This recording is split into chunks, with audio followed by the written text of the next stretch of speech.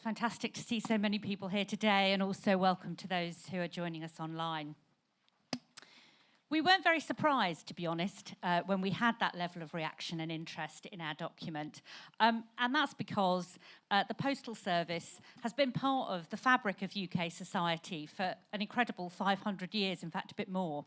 And Royal Mail itself, of course, is a proud and historic institution. Consumers tell us that 8 out of 10 people still say that there will always be some things that will need to be sent by mail. And of course, this isn't just a transactional service. People also tell us how important postal workers are to them and to their communities. And so as the postal regulator at Ofcom, we want to make sure that the Postal Service continues to thrive for decades to come and continues to be the central part of many of our lives. Of course, we also all know that society, technology and consumer behaviour has changed vastly over the past 500 years, but in particular has accelerated really quickly over the past decade. The advent of high-speed internet across the UK has revolutionised the way we all communicate and also the way we all shop. So the upshot of that is that we are all sending and receiving far fewer letters, but also receiving many more parcels. And the history of the Postal Service in the UK has been one of evolution, over, of course, those 500 years, but more recently too. But the current universal service obligation was enshrined in law in 2011 and hasn't changed since. I think that many of us in this room know that things need to change moving forward, but what we do hear is that everyone wants to have a say in how things should change and what that looks like, and that's very much what we're aiming to do. Just touching on what our role is in all of this, Ofcom's job is to make sure that the Postal Service is sustainable and also to keep an eye on whether it's meeting what consumers want. So we can't ignore the fact that it is currently losing money.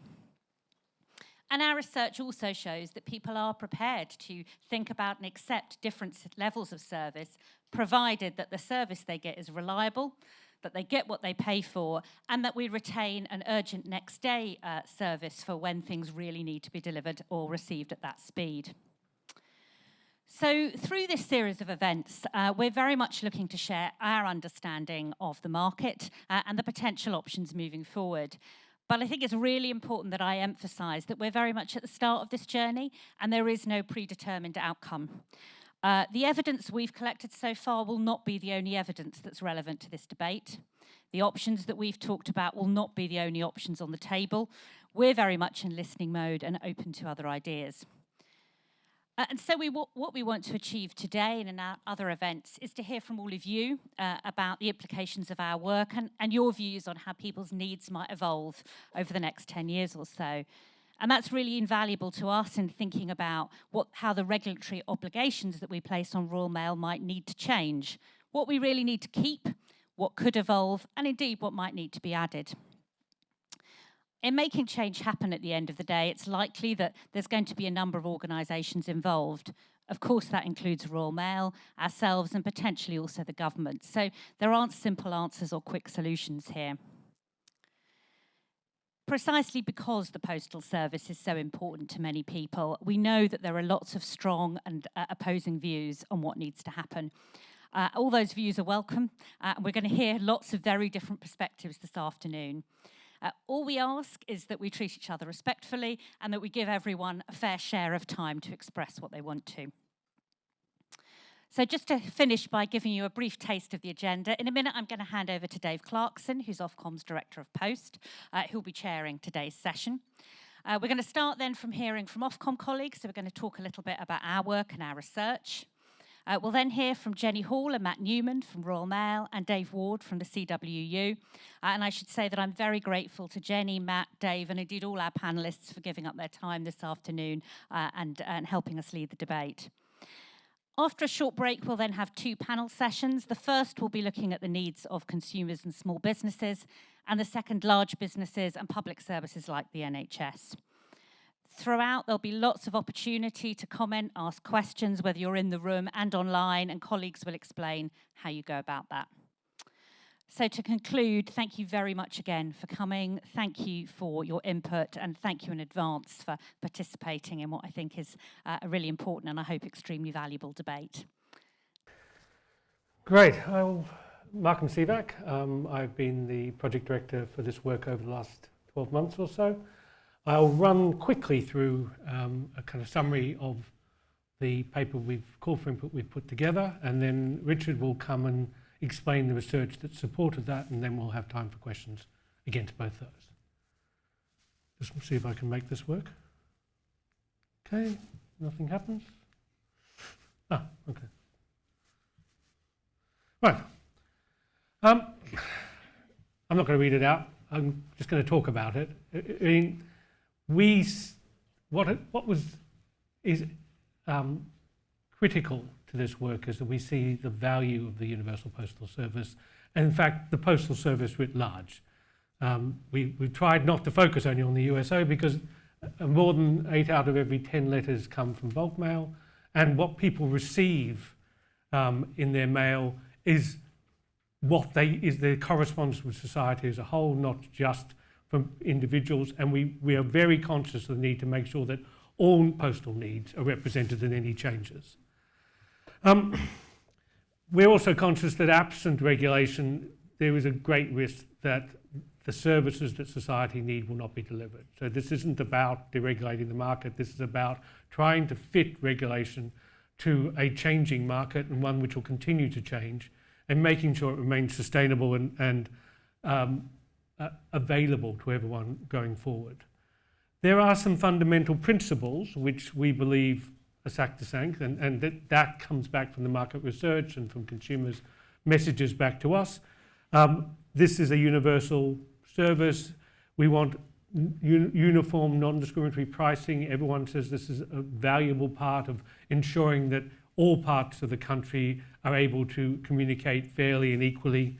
And the requirement that services are affordable to everyone. You know, access to mail is critical. If people lose access to it, they risk being isolated.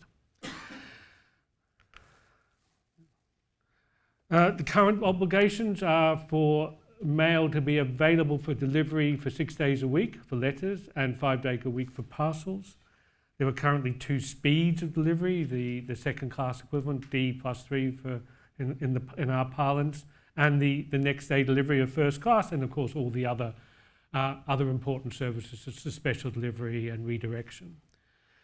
The 2 ways that these are set out, the minimum number of delivery days are set out in Parliament, along with the uniformity and universality of the service. But a lot of the characteristics of the service are defined by Ofcom itself.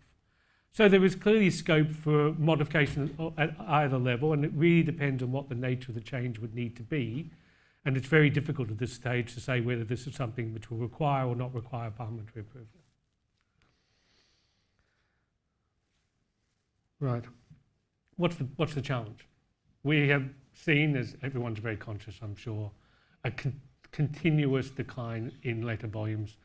Certainly for the years that Ofcom has been regulating us, and for many years before. It's roughly 7% per annum, but we've seen essentially a halving of volumes over the last decade or so. Parcel volumes, on the other hand, have increased up and down a little. Obviously, COVID had an effect on the volumes. So where the impetus from Changecom is on letters. We would expect, if anything, there should be more effort and more services on the parcel side. What we need to do is make sure that the obligations on letters are commensurate with the demand. It's not to say, even with the lower volumes, this isn't a vital tool. We know from our market research that everyone values the existence of post, and people see it as essential to their lives. But they are more open, as Richard will explain, to variations in that. You know, they're conscious that not all their mail needs to be as critically sent, as quickly sent, as long as they have the options for speedy delivery. And what are the consequences of not recognising this? Well, there's obviously the big question as to whether Royal Mail can sustainably continue to deliver service if the volumes continue to decline. But beyond this, if people are being required to pay for services which are well in excess of what the market really needs, inevitably it'll be more expensive than it needs, and that threatens the whole question of whether this remains an affordable service. And the big risk is that people lose access because of the increased prices. And businesses choose not to use the service because of the increased prices. We've done modelling, and I would stress this is our modelling. Royal Mail are doing their own. We've yet to receive a submission from them exactly on how they see this. Our model suggests that the imposition of the USO today imposes a significant net burden. Now, it's quite complicated what we mean by this, but it's all about the fact that they could be using their assets differently. Regulation is expected to impose a restriction on how they use it, but the scale of potential loss is very high. But we've also looked at what might be varied, which could change some of these costs. Now, these are not propositions, these are not proposals, these are not detailed decisions as to what change should be, but where change has to occur, if it is going to affect the cost base, is around the last mile delivery. Royal Mail's been working with the CW and others to become more efficient in many aspects of it.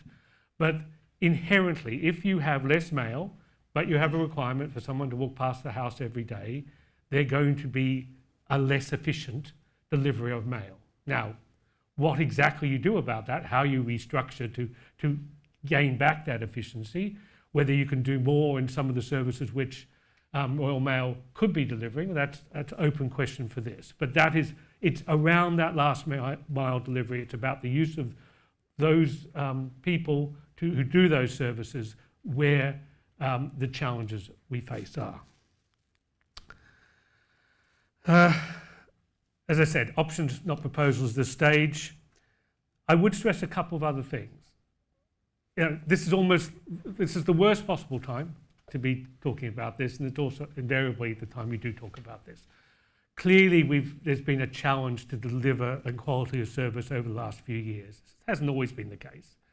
For last decade, invariably, quality of service was largely being met, give or take a small percentage. But we've seen a challenge, obviously, from the pandemic. We've seen a challenge from the need to reorganise and the challenges of that reorganisation. And now there is the need to bring that back up. So we expect Royal Mail to be working to deliver better service, but we are conscious that it's very hard to be investing in a system if you're not confident about the long-term sustainability of that system. So we see these things going hand in hand, and we will be doing more work to think about the way we engage with Royal Mail on ensuring reliability. Whether the current model of enforcement works or not is something we need to re-examine. And we also need to think about that in the context of any changes. And we will bring these things to more focus in the future, but for now, just note that this is very much in our minds. There is also the question of affordability. We currently intervene principally on affordability on second-class stamp prices. Again, the question is whether that is the best way to ensure that everyone can get access to services, and it's something we signalled in our recent pricing a safeguard cap review that we wanted to talk to Royal Mail more on this, and we again welcome the views of everyone as to what the best structure for ensuring people can get access to the services are. I think that's largely it for me. The consultation closes on the 3rd of April. I would also stress that that doesn't stop us talking to people. We would welcome you giving us formal submissions by then, but we're always open to discuss implications. If you have more research, you have more information to bring to us, please keep doing so. And obviously today, please bring your thoughts to these events. Thank you, Markham. So I'm Richard Howard from Ofcom's Research and Intelligence team, and I'm going to be talking to you about some of the findings from our consumer research that we've conducted. We've published our reports on the website, so all the detail is there, so I'll be giving quite a high-level summary today. So the first thing to say, and I'm covering ground that Markham spoke about earlier, is that use and attitudes have obviously changed quite a lot in recent years. In particular, letter volumes have decreased by approximately half over the last decade, and parcel volumes have gone up as consumers have increasingly adopted online shopping. But as well as this behavioural change, we've seen attitudinal change as well, indicating the importance of post to people on a day-to-day basis has declined a little. So, for example, Lindsey mentioned that 79% of people say that there are always some things that they'll need to send by post. If you go back 4 years, that figure was at 89%. And similarly, the proportion of people who say that they will only use post if there's no alternative to them sits at 49% today. That was at 32% 6 or 7 years ago. But all that said, postal services remain fundamentally important to people. There's that stat again, 79% of people say that there will always be things that they will need to send by post, and a substantial minority of the population say that they would actually feel cut off from society if they couldn't receive letters most days. And the proportion of people who agree with that increases as you go up the age bands, as you can see by this chart. We've also found, and this comes through very strongly in our qualitative research, that people in rural areas, and particularly remote rural areas, rely on post a little more, and it's important to them for keeping in contact with society. Our qualitative research also shows that post plays a sort of emotional role in people's lives as well. They really value the postal service, they see it as part of our national heritage, if you like, and the postie plays a really important part in local communities. Now, you won't be surprised to hear that outside of this room, most people are not particularly familiar with the universal service obligation. But in our research, once we explain it to people, it's pretty well supported by the public. They think it's a good idea that offers fairness and reasonableness to everybody. It helps to keep the UK unified, and it helps to ensure that the postal service is affordable and reliable, which are the two key things that people want from the postal service. On the topic of uniform pricing, again, not something that people particularly are aware of or think about very much, but once you talk about it in focus groups, people like the idea, particularly when they consider the alternatives to it. Uniform pricing is seen to be fair, but it also delivers a simplicity that alternatives would not deliver. When we look specifically at letters and what's important to people about sending and receiving letters, top of the list are affordability and reliability. So 91% of people say it's important that letters are affordable, 88% say it's important that letters are reliable, and by that we mean that you can be confident that they will arrive, or that most letters will arrive on time. Our qualitative research reinforces this message. We found that users tell us that post needs to be trusted. When you send a letter, you need to be sure that it will arrive safely, and you need to be sure that it will arrive in a reasonable amount of time. And for some types of letters, for example hospital appointments and bills, it's critically important that they do arrive on time. Frequency and speed are slightly less important.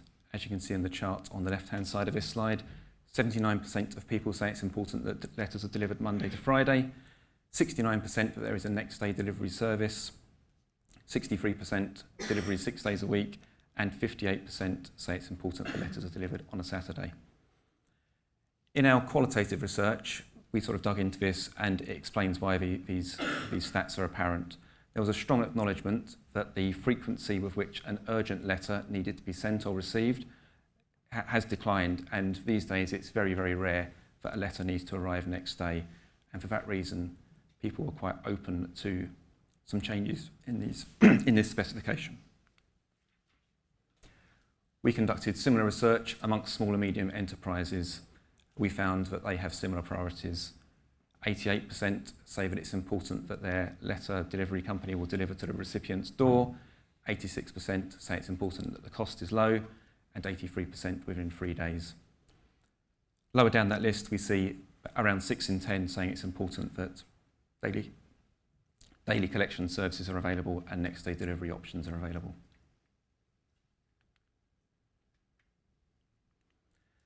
Increasingly, of course, consumers care a lot about environmental sustainability. So the chart on the left shows some data from Ipsos's Issues Index. And this is a survey where they ask a pretty simple question every month. These are the December results. They simply ask the British public what issues are important to Britain today. And as you can see, pollution, environment and climate change is right up there in the top 10 issues for citizens in our country. And unsurprisingly, we see how that plays out in our postal market research. 49% agree that they'd be willing to wait a little longer for their post to arrive if it meant that it was delivered in an environmentally sustainable way. 36% say they'd be willing to pay more if services were delivered in an environmentally sustainable way. And amongst businesses, we see that 61% say that it is important that letters or letter delivery is environmentally responsible.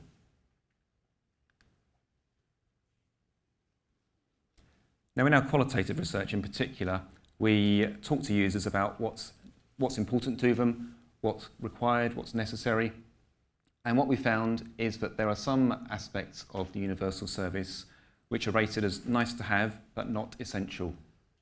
In particular, we've seen across the past decade of our research into this topic that there is an openness to the idea of replacing the current first-class, second-class service with a sort of combined service that might be somewhere in between the two in terms of speed. And then secondly, we see a willingness to consider scenarios where there would be fewer letter deliveries days a week.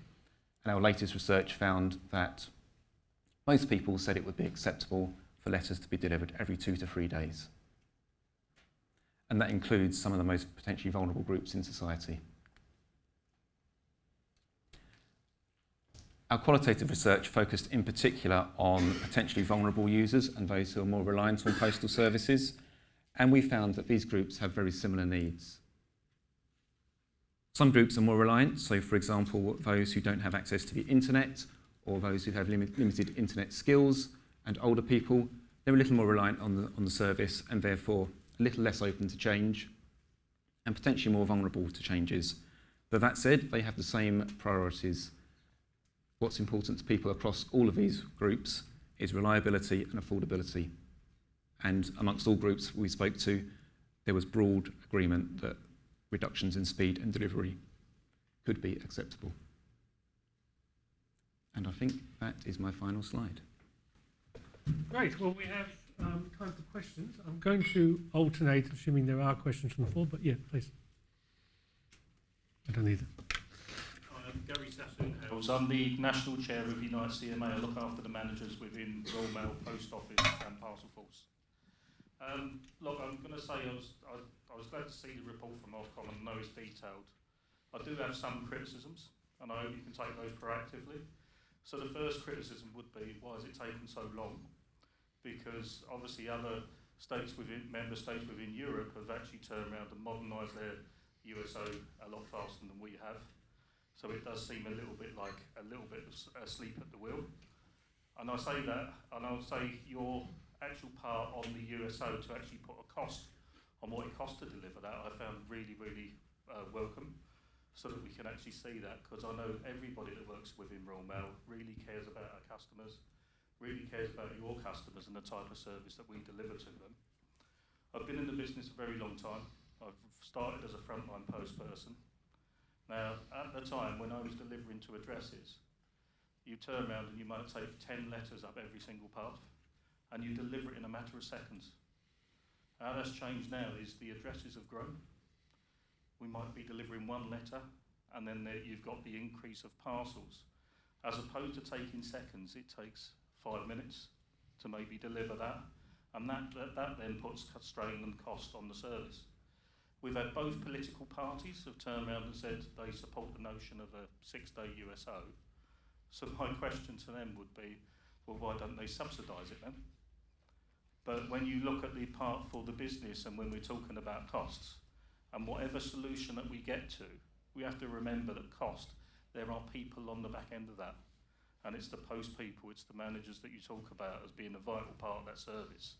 So when we talk about reducing costs, we also have to talk about how we treat people within the organisation and what's the right way to treat people, whatever solution that we come to.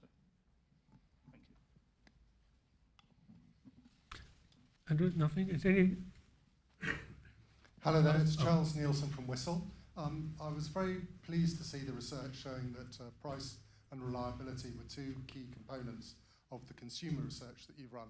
But the thing that was missing for me in the presentation was the research that you may or may not have run on the bulk mail marketplace and the needs of those users. And I think that's something that Ofcom have overlooked in the past because you've concentrated on USO, and so therefore it was more logical to look at consumers and SMEs. But Markham said quite clearly that in excess of 80% of the items of mail that are delivered come from bulk mail. So is this something that Ofcom are committed to having a look at in terms of the needs of bulk user mailers as part of this review? And if you do look at that, it wouldn't surprise me at all to learn that the two key components that come out of that will be price and reliability, which will align beautifully with your consumer research. Doesn't feel like we need to do it then. No, I mean, to be honest, Charles, the intent here is to try and encourage people to help us with that. It is a lot easier, and Richard would say, to survey individuals. We can do that qualitatively and quantitatively, relatively smoothly. Getting behind, particularly behind operations such as yourself, to the end users of people is a lot more difficult. Companies have far more complex needs. And we are hoping, as part of this, and I was at an event this morning directly talking to marketing firms, to encourage people to respond, tell us what is needed. I mean, in the end, we've set out a problem statement. We need to understand what the dimensions of solutions need to look like, and getting messages from companies as to, well, if it can't be there the next day, what do I need from the service to ensure that at least my commercial needs are met? And we are very conscious of the need to do that. Nothing, Charlotte, I think was next. Thank you. Hi, Charlotte from Citizens Advice. Thanks for your presentations. My question sort of follows a bit on from that, which is about what are the incentives under your proposals for Royal Mail to improve both efficiency and quality of service? So you've talked a lot in your paper about the need for reliability, but there's nothing in the paper on making sure that happens. And I just wondered, sort of from a purely commercial perspective, there doesn't really appear to be that clear incentive for Royal Mail to make sure that they deliver on quality of service as it is now. So I wonder, have you carried out an efficiency assessment alongside your current review, and do you plan to do that?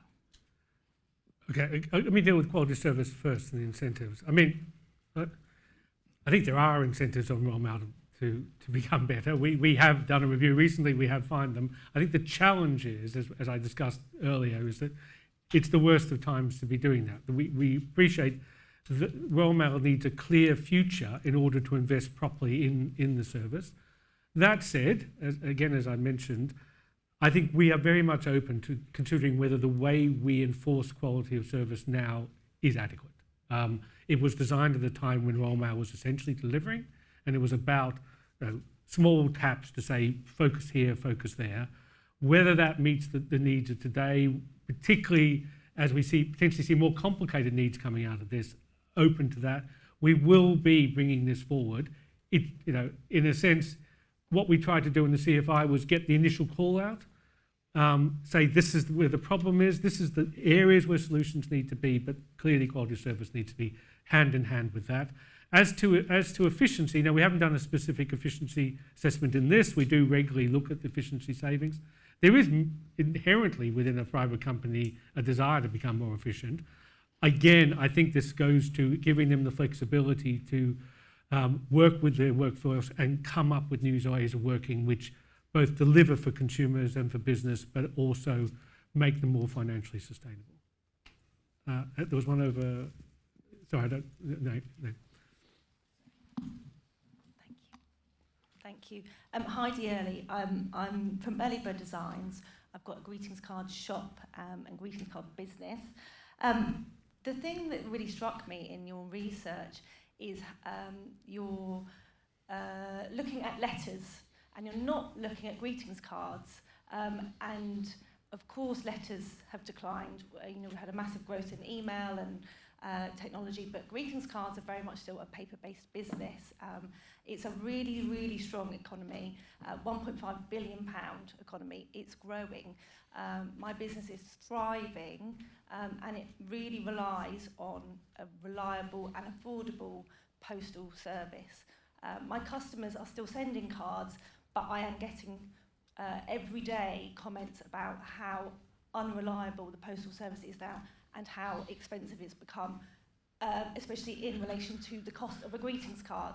So there is no alternative for sending a greetings card, and people do buy late, so they do want to send and have a next day delivery. So I would like to see the greetings card industry very much involved in your research. Yeah, just to be clear on that, when I've spoken about letters, that would include greeting cards. So in our research, whenever we spoke about letters, we made clear that included greetings cards. Yeah, and obviously we do want you involved in our research. I mean, just on the two issues, at the moment, if there is increasing challenges in meeting a declining number of items, postal items, letters or greeting cards, that's inherently going to put pressure on price. So what we need to do is fix the system so there is less pressure on price.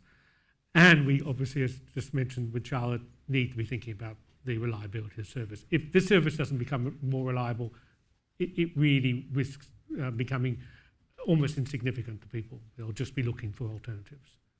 I've lost track. Do you think you were the next one? I don't know how I got it. So I'm Dermot McCown from Consumer Scotland. So I'm interested in the consumer views. So there is changes that they've been asked about, but that isn't really a revealed preference. It's only a stated preference. They don't actually know what their lives will be like with those changes made. I'd be interested in understanding and seeing some research and piloting what that might look like. I think when you're looking at the international examples, that you did a volume assessment, but that doesn't show that there's a post-implementation assessment of whether consumer welfare have been impacted by those changes. I think we'd like to see Ofcom really take a step forward than you might see across Europe and actually make a pilot scheme, but also test post-implementation whether they are successful changes or not, because I think there's a real risk of consumer harm. I think there's a lot of assumptions around how digitised the UK economy is compared to, say, Denmark, where there's a much more detailed exploration and a bank of information on each citizen that is not available here, and that's a real challenge of ensuring there's critical information getting to consumers that we really need to consider. Yeah, thank you. Yeah. Thank you, Stephen Agar from City Over Post. here next. Just a quick strategic question to get away from some of the detail. Your slides keep talking about the future of the postal service, but of course you've taken the strategic issue to ignore a large part of the USO, which is basically parcels. And of course the division between letters and parcels through packets is very opaque and difficult anyway. We're here today because of Royal Mail's economic issues. In the short term, Royal Mail's economic issues are caused by falling parcel revenue and falling international revenue rather than falling letter revenue. But the economics of delivery is all about letters and packets and parcels together in the various computations and ways. Your own numbers on how much money Royal Mail could save are so broad, I would suggest to be almost useless. Is it 150 million or is it 650 million? That's a pretty big range. And the answer why it's such a pretty big range is because it also depends on how Royal Mail delivers with all those other things it has to deliver through a joint network. Yep. Why have you taken the decision to review universal service and actually exclude a large part of universal service revenue and issues, given it impacts on Royal Mail's delivery economics, which is the problem you're trying to solve? I'd make... Allow the applause. We aren't ignoring it. What we're really trying to say, and forgive me if we're unclear, is that we think where changes need to occur in terms of our regulatory obligations on Royal Mail affect the letters, not parcels. All our modelling includes both. Our view is, in changing the letter obligations, it allows more scope for more use, for more parcel services, for more innovation in that area, and in many ways relies on the parcel network to allow that flexibility, to allow redistribution of resource from the current standard letter into everyday services without necessarily having a postman go past a house every day. So we aren't ignoring it, but there doesn't seem to be an excess of obligations on Royal Mail with respect to parcels. They're already exceeding it. There may be unduly burdensome expectations with respect to letters, and that's the question we're asking. But you're going to be part of this solution, so we'll go there. There were some questions over here. Hi, Seth Woodman-Stern from Woodman-Stern Publications. We're a greeting card publisher. We sell and make 40 million cards a year in the UK. I feel there are two fundamental tensions which aren't being addressed, which are, firstly, that the Royal Mail is failing on a daily basis currently. Every day that it doesn't deliver is eroding public confidence. I respect this process and its fullness and its thoroughness, etc. But it looks as if, I may be wrong here, but it looks as if the regulatory change with regards to the USO would require parliamentary change, and that is likely to take a year or so, given there's a general election this year. With that being the case, what is Ofcom doing about today, tomorrow, and next week's deliveries being more reliable? Because any change and public confidence and trust and the very nature of a contractual obligation that is the USO depends upon a reliable service, and that is being eroded on a daily basis. I would like to see something happening urgently in that regard.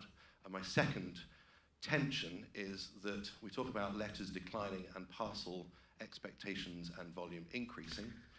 If my wife and my family and my friends and colleagues are anything to go by, public expectation regarding parcels that has been established by Amazon's behaviour and others is a daily, next day service.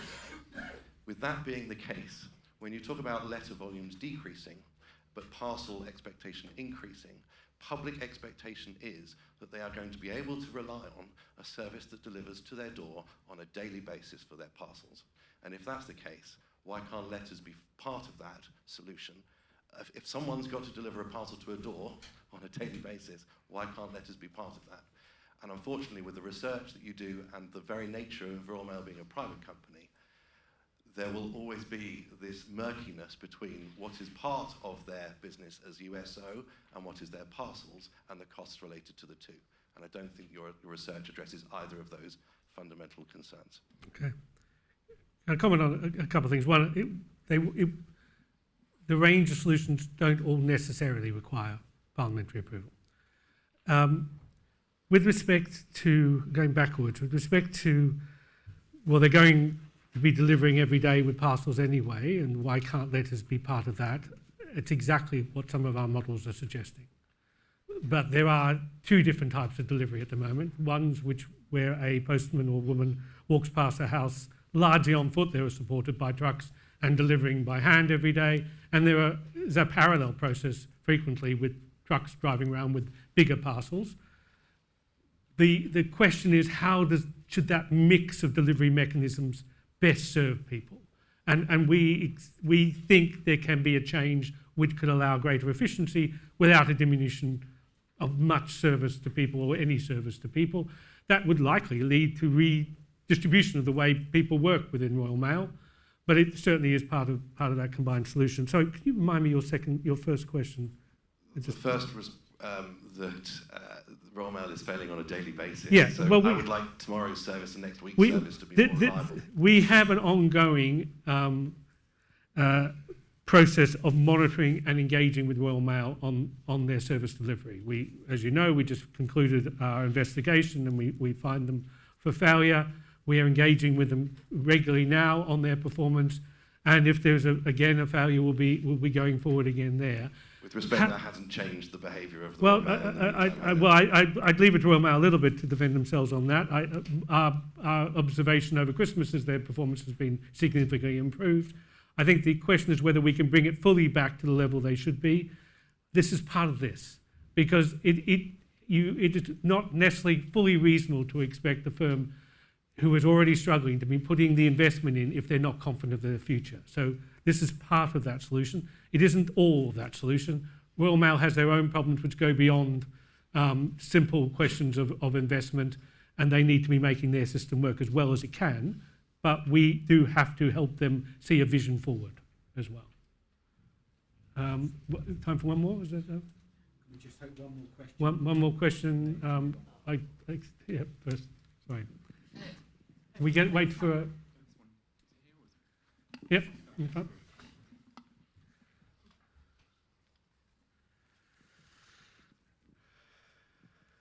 I just want to follow on from the previous question and ask a little bit more about the incentives on Royal Mail here.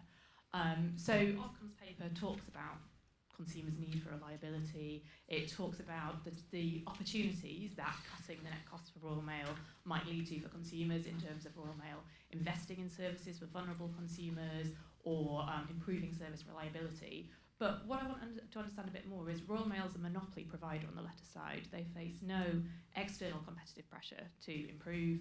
As some people have pointed out, the Ofcom's regulatory regime at the moment has been fairly minimal. I think in the last 5 investigations into missed quality of service targets, Royal Mail's been fined only twice. Neither of those fines were massive relative to the company's revenue. I want to know more about, you mentioned in the consultation paper additional safeguards might be necessary to ensure people's needs are fully met. But I want to know a bit more about Ofcom's thinking on that, really. I think it's too early to talk about that. We are looking into it. I mean, the question is the current system sufficiently responsive? Does it offer sufficient transparency, and does it offer sufficient coverage of the variety of different forms of failure? We are beginning our process here. So I'm happy to talk to you about this afterwards, but I don't have anything I can offer at this stage. Thank you very much. If you have questions that aren't being answered, submit them to us. I think there's an email address that we've got out and we can pick them up. But also, as part of any responses that you submit to the call for inputs, we'll pick them up then. So it just really goes to show how much interest we are juggling with here. Okay, so we must move on. And next up, we have Jenny Hall and Matt Newman from Royal Mail. Okay, hi everyone. It's great to be here today and see you all. There's lots of familiar faces in the room. Royal Mail's obviously been mentioned quite a lot. I'm Jenny Hall, so I'm Director of Corporate Affairs, and I'm here with Matt Newman as well, who's our Chief Legal Officer. We haven't got many slides here. There won't be death by PowerPoint because there's a main reason that we're here today, which is to listen and to hear the different stakeholder views that you all have. I think we've heard a number of different themes that have been coming through today, and indeed we've had one-to-one meetings with a lot of you as well as part of this process. It is vitally important for us that we have a modern and sustainable universal service, and we think that that's really important for you as well. We need something that is going to work for all consumers, all businesses large and small, whether you live in a rural area or whether you live in an urban area. And importantly, it has to work for our people as well, and we're working with our trade unions on that at the same time. I do want to assure everyone of one thing. We are so proud to deliver the universal service, and we think it is vitally important, not only for everybody in this room, but for the whole of the UK economy, that we have a one price goes anywhere service to all 32 million addresses across the country. We know that there are many businesses in this room. We've heard from a lot of greeting cards manufacturers here. We've heard from Fussell and City Post as well. This change is vitally important for our business. There's no doubt about that. We lost £419 million last year, and we need to find a way that is sustainable for us to deliver this. But we know that this is vitally important for your businesses too. And that's why, come and find me, come and find our team. We genuinely do want to listen to what are the most important things for you as part of this reform. It's obviously not our decision. Ofcom will put forward their proposals, but we are trying to balance some quite competing tensions I think we've heard in that room right now when we are a materially loss-making business, but we desperately want to make sure that we're delivering a great service for you, and I appreciate we have not always done that over the last few years. We welcome Ofcom's recognition of the need for change. I think a lot of the facts do speak for themselves, and I'm not here to set out today a preferred option or say this is the exact solution. As I say, we want to talk to all of you about that, and we are discussing some of that. So yes, we are here to speak, and we'll say a little bit more about the case for change now. Thanks, Jenny. Seamless handover. I think I'm on the next slide, please. Thank you. Thank you. As Jenny said, thank you very much for giving us the chance to speak today, and thank you for listening. We've heard a lot about the value of the USO, about the benefits to society and the role it plays in the United Kingdom, and we wholeheartedly agree with that. And we take very seriously, as Jenny also said, our responsibility to deliver the USO. And I hope that we share a common goal with everybody here today and listening online, to ensure the sustainability of the USO into the future so that it continues to play a really vital part of life in the United Kingdom for years to come. Because it is absolutely true to say that we shouldn't take the existence of the universal service for granted. customers have fundamentally changed the way they behave. Their preferences have changed markedly over the last 20 years, and the USO must adapt to reflect that. The changing customer behaviour has created significant sustainability and financial challenges for Royal Mail. Some of this is repetitive, and you would have seen it in the work that Markham and others and David presented to you already. But I'd like to spend just a few minutes walking you through that. As you've seen already on a couple of the slides, we have 20 billion letters 20 years ago and 7 billion letters today. That's expected over the next 5 years to deteriorate further to around 4 billion letters. And so it is a story that's heard across the world. Royal Mail is not unique in this situation at all, and we're at about the midpoint of international letter declines. But during that period of 65% less letters, 4 million more addresses have been built. And so you end up in a situation where our postmen and women are carrying 65% less letters every day and trying to deliver them to 65% less letters and trying to deliver them to 4 million more addresses. And as you move across to the sort of top left-hand side of the slide, you'll see the impact of that is that 20 years ago, on average, every person would receive 7 letters per week, and today they receive 2. The consequence of all of that, the decline in volumes, the offset of parcel growth, for sure, it hasn't grown as fast as we need it to grow to offset letter declines. We welcome e-commerce, of course, and we need to harness that as part of reform. There was a question earlier which we agree wholeheartedly with, and I think Stephen made the point as well, that we need to work out how we better offer products and solutions on the USO parcel side of things that are functions that customers want. But the growth in parcels has not offset the letter decline, and so what you end up with over a period of about 20 years is pretty flat revenues. Our revenues have stayed at about 7 billion over that time, but our cost base has increased by around 20%. A significant part of that cost base is the universal service obligation, that requirement to deliver to those 32 million addresses 6 days a week, and the necessity of us to set our network up in order to be able to meet that mandation. That leads us to a situation, as Jenny has already explained, where last full year we lost 419 million. It says 438 here because that's the reported business for the UK. And at half year this year, we lost 319 million pounds. They're unsustainable losses for a business like ours. In particular, and we welcome Ofcom's work on the net cost analysis, when you see that the cost to our business of providing the universal service every year on that analysis is anywhere between 325 and 675 million pounds. So we've heard some really powerful stories today, and as we sit here listening to you, questions about reliability, about price, etc., are all really valid. And we hear all of that, we really do. But this is the problem, the complex problem that we're wrestling with every day. Substantial losses and a fixed cost network to deliver the USO of up to 675 million pounds a year. So I'll pass back to Jenny just to tell you our approach to reform and the way that we're looking at some of the solutions that we may propose. Okay, so as I said, we're not setting out a single proposal today. We're still thinking through our approach on that and looking at all of the consumer research and broader customer research that Ofcom has done, looking at our own research and speaking to a lot of you about exactly what you need. But look, we are doing a lot of work to transform our business, but given that so much of it is regulated, we can't do all of that on our own, and so we do need the help of Ofcom, of government, and of the people in this room as well to make sure that we genuinely do have a universal service for the future. And the situation is serious, and the longer reform takes, the more kind of drastic the situation is. When we started talking to government and Ofcom probably about 4 years ago around this, we had 10 billion letters, and we've now only got 7 billion. It really is accelerating, and so that's why we really do welcome and thank Ofcom for the work that they have done to get us to this point where we are having a debate around the future of the universal service, because I know it's in the interests of everyone in this room to make sure that we have a sustainable one in the future. So I suppose the good news is that there are solutions to this. We have seen that from around the world.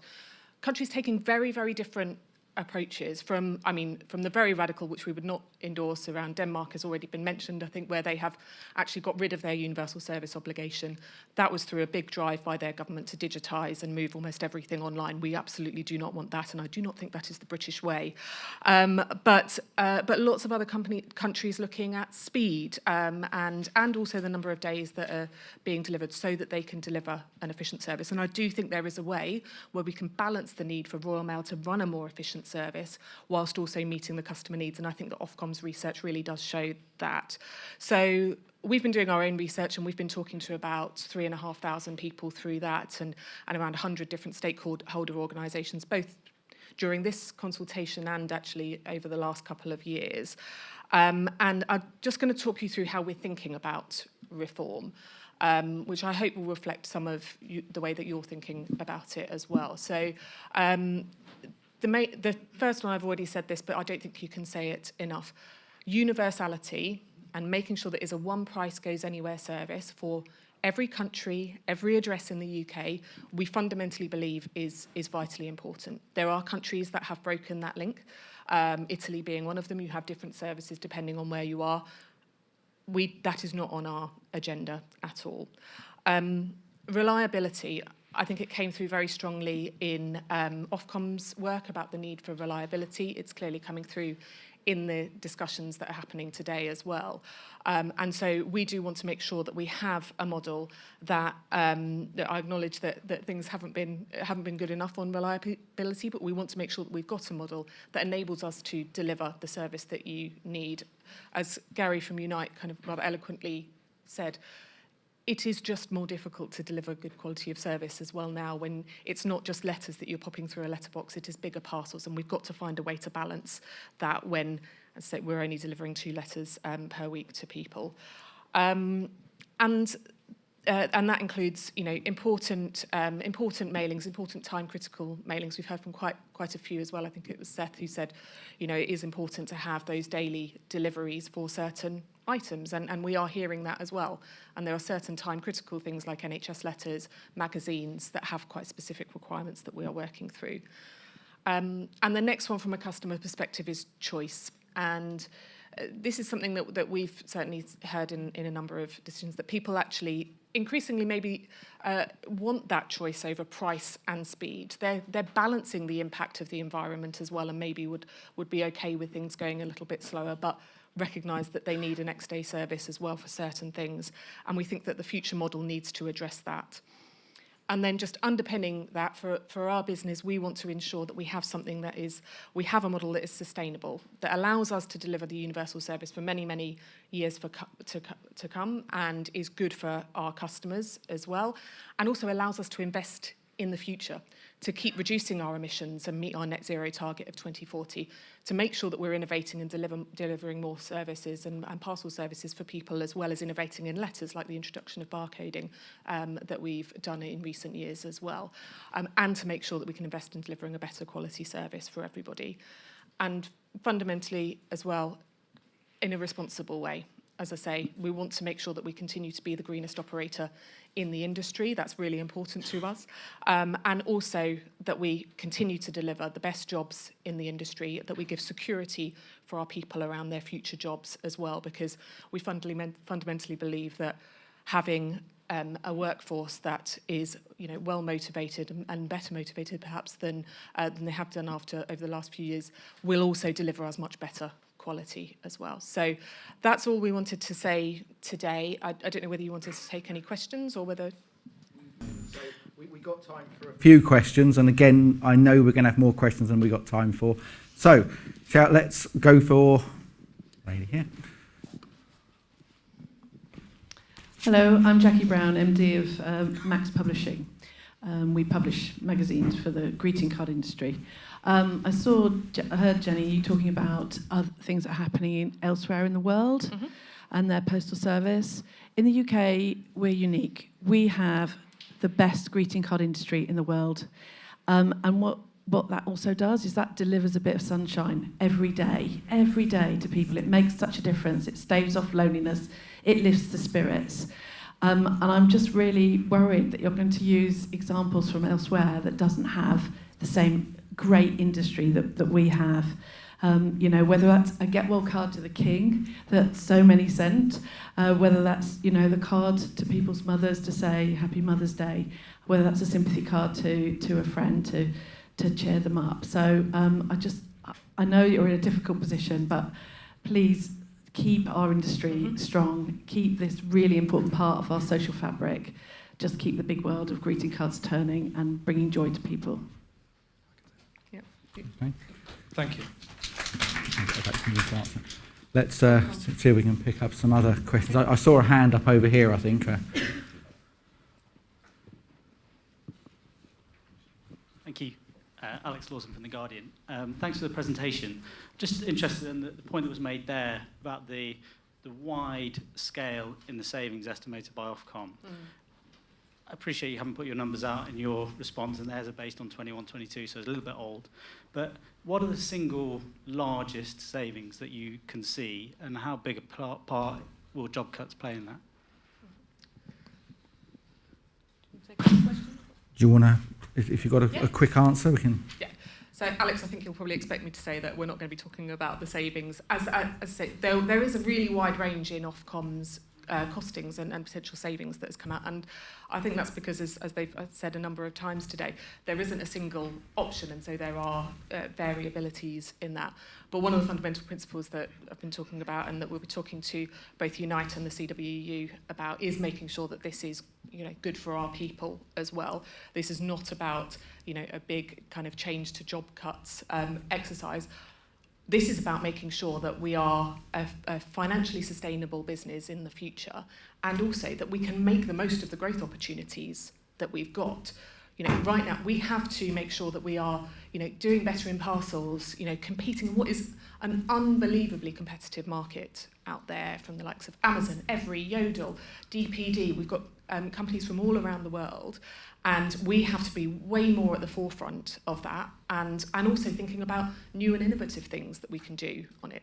But when you're a fundamentally loss-making business, your ability to invest in some of those things that are ultimately better for customers is quite limited. So this for us is also about a platform for growth and a platform for making sure that, you know, we can continue to sustain as many jobs as possible right into the future. I would say though that maybe 650 million is what I would call a bit toppy, but that's about as much as I think we can say. And then greeting cards. Did you want to? Yeah, just to say, what we've definitely learned from the international work, and Ofcom's done a huge amount of work in this space as well, is there's no one size fits all. There's lots of lessons to learn internationally. There's you look at, some people have looked at speed, some people looked at days of delivery. There have been subsidies in other countries, etc., etc. But no one country has approached stuff in a way that is exactly the same as others, and that's because there are such unique circumstances in every country, whether it be geography, customer preferences, spending habits, etc., etc. So I do think wherever we land over the coming weeks and months, it will be something, and it needs to be something, which is customer-led for the UK. It can't just be a case of borrowing from whatever we've seen internationally. It has to reflect what we see in the UK from a growth opportunity as well. When you look at some of the Ofcom and our own customer research as well about the continuing desire for next day services, for instance, that screams through all of the research. And so wherever we get to, it has to be customer-led, because otherwise it's not going to work. We'll end up rolling something out, or working with stakeholders to roll something out which we impose on a country that don't want it. They won't buy the products, they won't buy the services, and the situation that I showed on my slide, it'll only get worse. So it is absolutely, as Jenny said, the very first principle as we've looked at the potential options for reform is that they must be customer-led, and they must reflect what customers are prepared to pay for. Okay, now I know I've got a lot of hands. I'm going to take one more question, and I'm going to go to somebody who hasn't asked a question before, and then we must move on. I'm guessing that you guys are not going to get much of a coffee break when it comes to it, but so we have one here.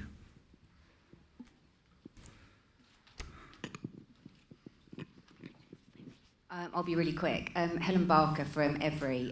Jenny, you mentioned how competitive the parcel sector is, which it is, which is great. And but yeah, in Ofcom's review of postal market regulation a year or two ago, Royal Mail was pushing for tracking in parcels to be included in the USO. that actually feels like a massive step backwards in a really competitive parcels market. Is that something you will still be pushing for going forward, or do you actually recognise that parcels, you know, there needs to be fewer parcel products in the USO, and perhaps because of the VAT advantage that you have there? Yeah, again, I think it's probably too early for us to talk here about all of the aspects of the proposal that we'll put forward.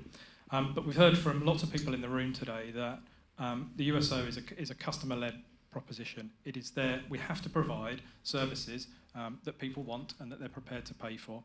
And that we are, of course, when you look at the universal service and the principle of universality and one price going anywhere across the UK, we are the only company that is mandated to provide that in that way.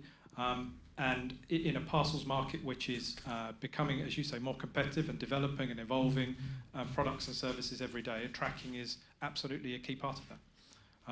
So too early for us to talk about exactly what all of the reforms look like together, but all of the research that we've seen, and I think Ofcom have done as well, talks about customers wanting tracking in the USO. That's very clearly something that comes through.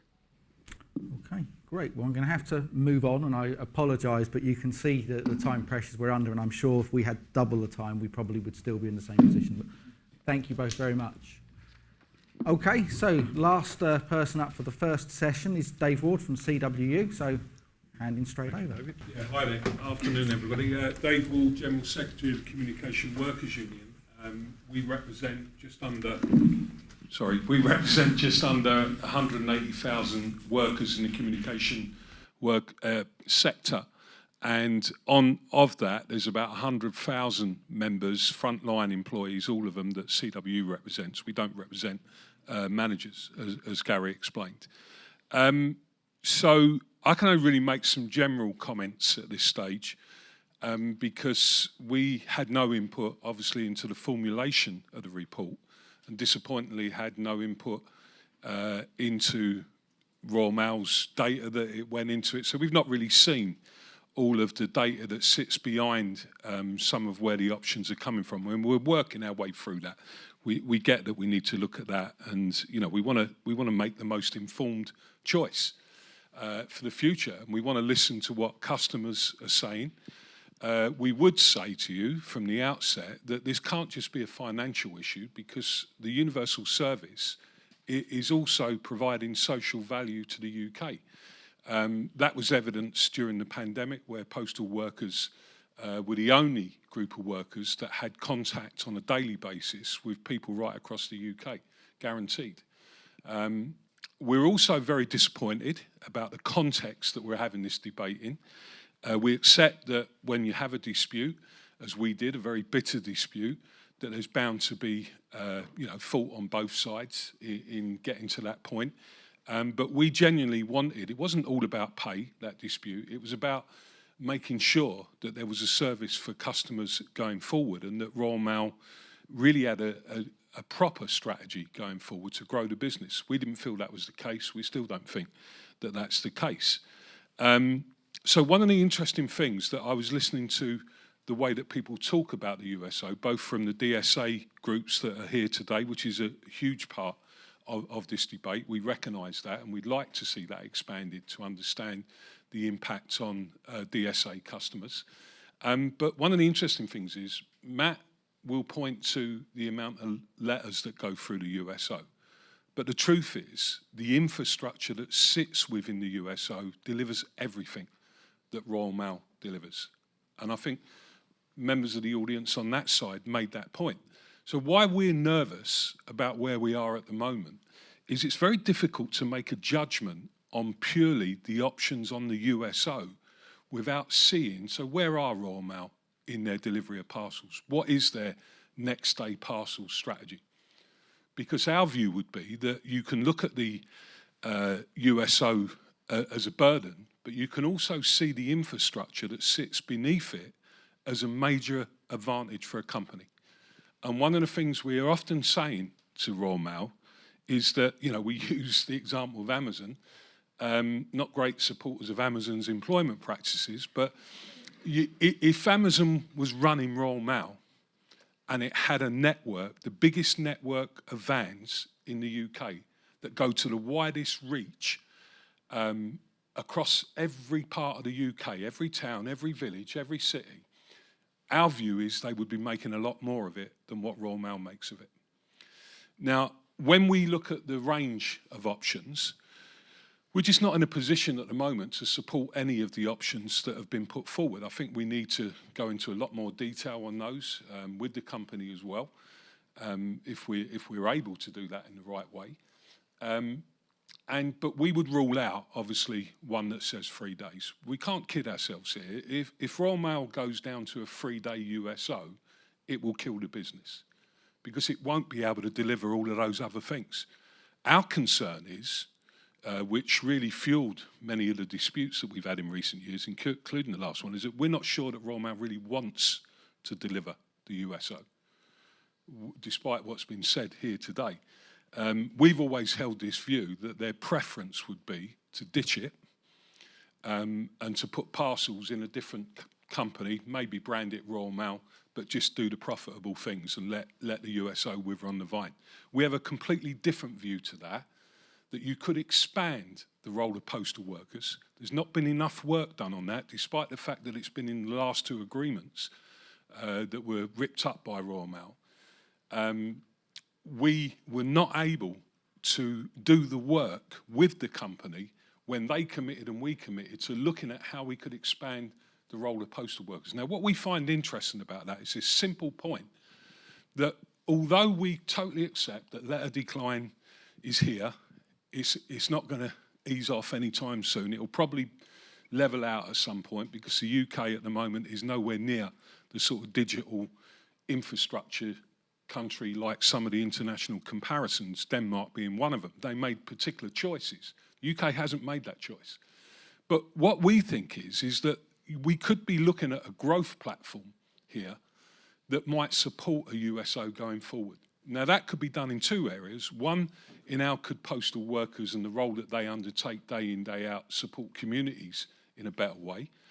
And 2, how could we really tap into local businesses, small businesses, businesses that maybe not only postal workers know they exist.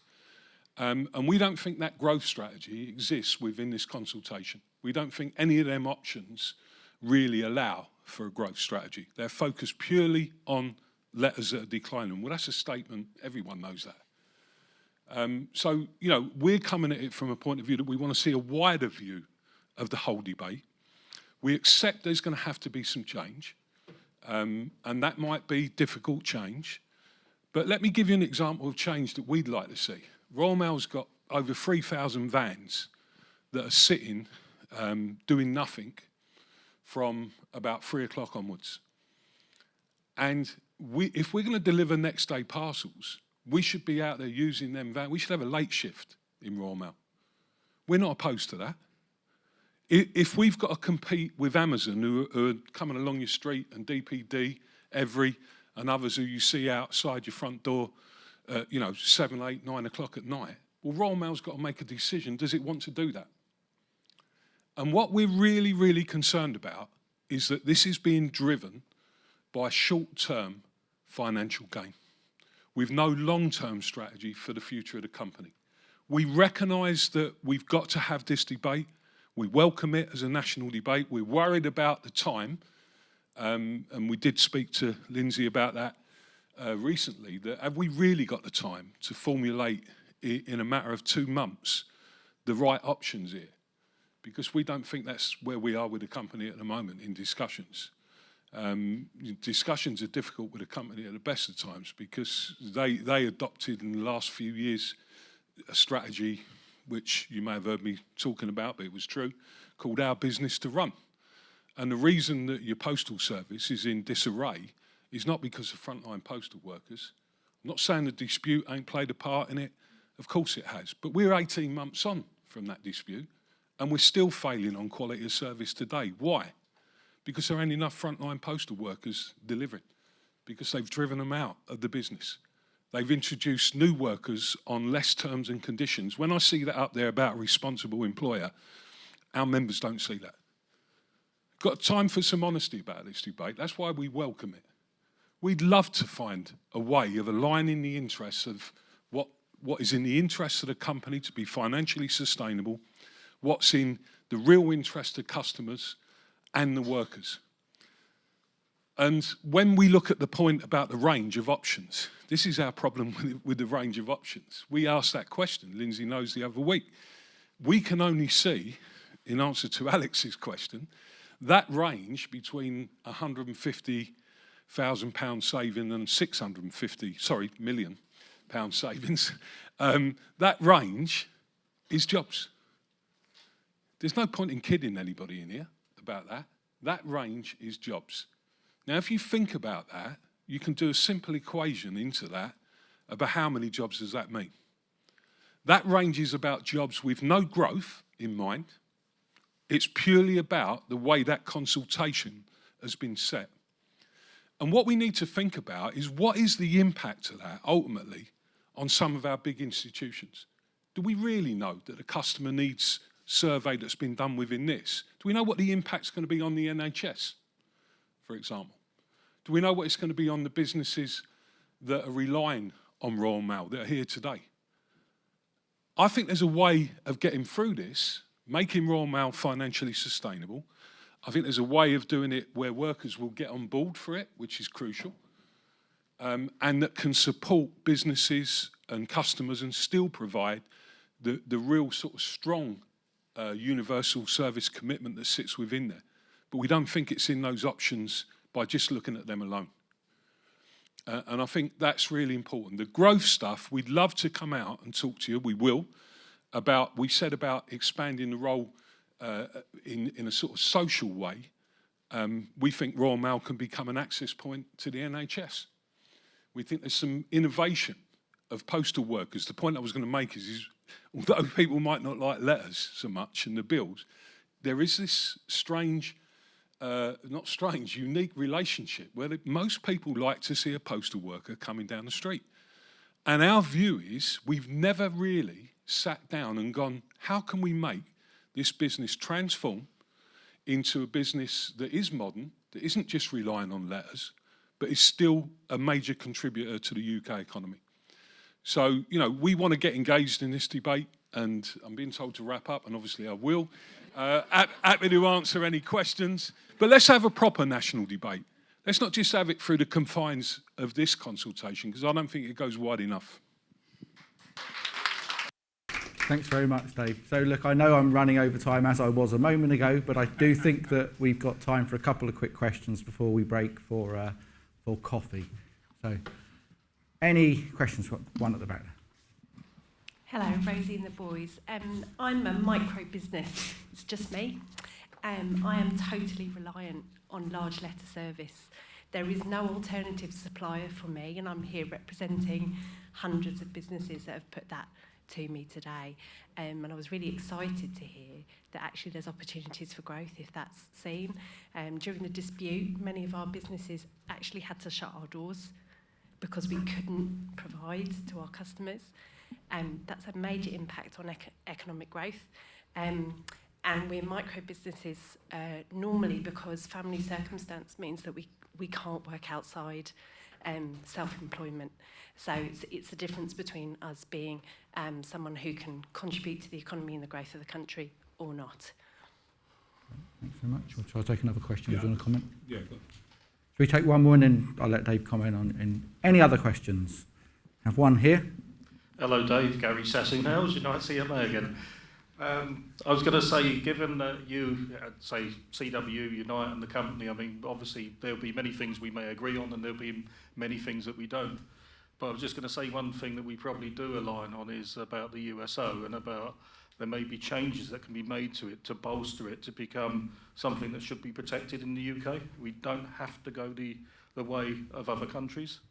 We can actually make that USO absolutely fit for the future. But I think there is the point about the time period and how long we take, because obviously the longer we take, the solutions become harsh and maybe harsh for all our people as well. So just wonder your thoughts on that, mate. Yeah. So first of all, on the micro businesses, I mean, we want to try and find ways of so to speak. We want to find ways of supporting your business, and we think postal workers on the front line can be utilised by the company as part of developing a portfolio of services, because they know where all these micro businesses are. And I think we probably agree this, we've never really properly utilised what we've got to try and develop a growth strategy, and that's what we're asking the company to join with us on. Gary, on the international comparisons, I think we need to do a little bit more looking into the international comparisons, because our understanding of it is not exactly as it's presented by Royal Mail. I think there's a bit of selective picking out where it suits the company, but doesn't mention things like the subsidies that governments have given, doesn't mention the reality of the digital infrastructure of those countries compared to the UK. In truth, there's a two-speed Europe.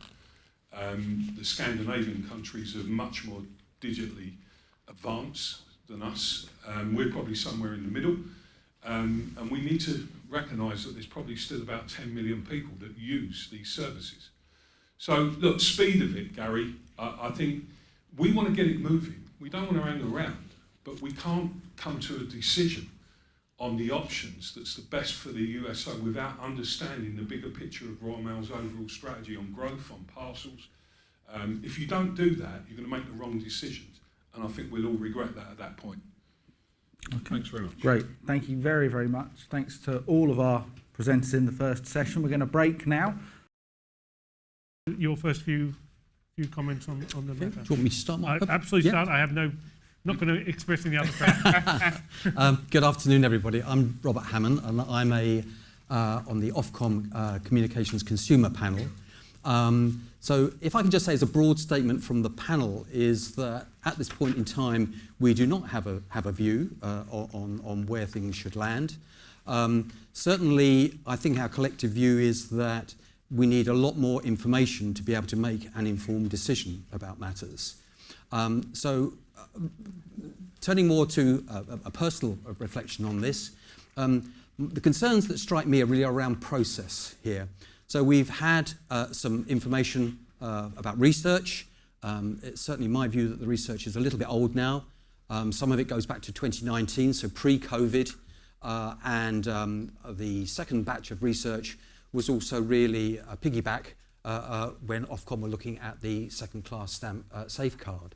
So there's a lot we feel that, or I feel that could be done here to update the research. This is the most significant change to the universal service, not since 2011, but for decades. So this is really, really important to consumers, and especially to vulnerable consumers and vulnerable communities. So let's not forget that not all of the nations are well connected to an internet access, and indeed whether or not all persons within that have the ability to be able to connect to that, whether it's through the cost of a connection or whether it's through the cost of the monthly subscription for broadband. So mail does play a vital importance to a lot of people in this country, and that should never be forgotten. So we feel, and I feel in particular, that a lot more research needs to be done into what it is that consumers want and what it is that they're prepared to trade off. We've heard some of it, but as I say, that's getting a little bit old now and is out of context. Since the pandemic, a lot has changed. That needs to be brought up to date. I think also on other aspects, there's a lack of transparency. We've seen some of the figures about what savings could be and what the cost of the universal service is in terms to Royal Mail. No full statutory assessment has been done. And given the enormity of what is proposed here, I think that is absolutely vital, along with more transparency around the reported business. So the elements there that are within the universal service and other things that Royal Mail do, but using actually the same infrastructure for the delivery of non-USO items.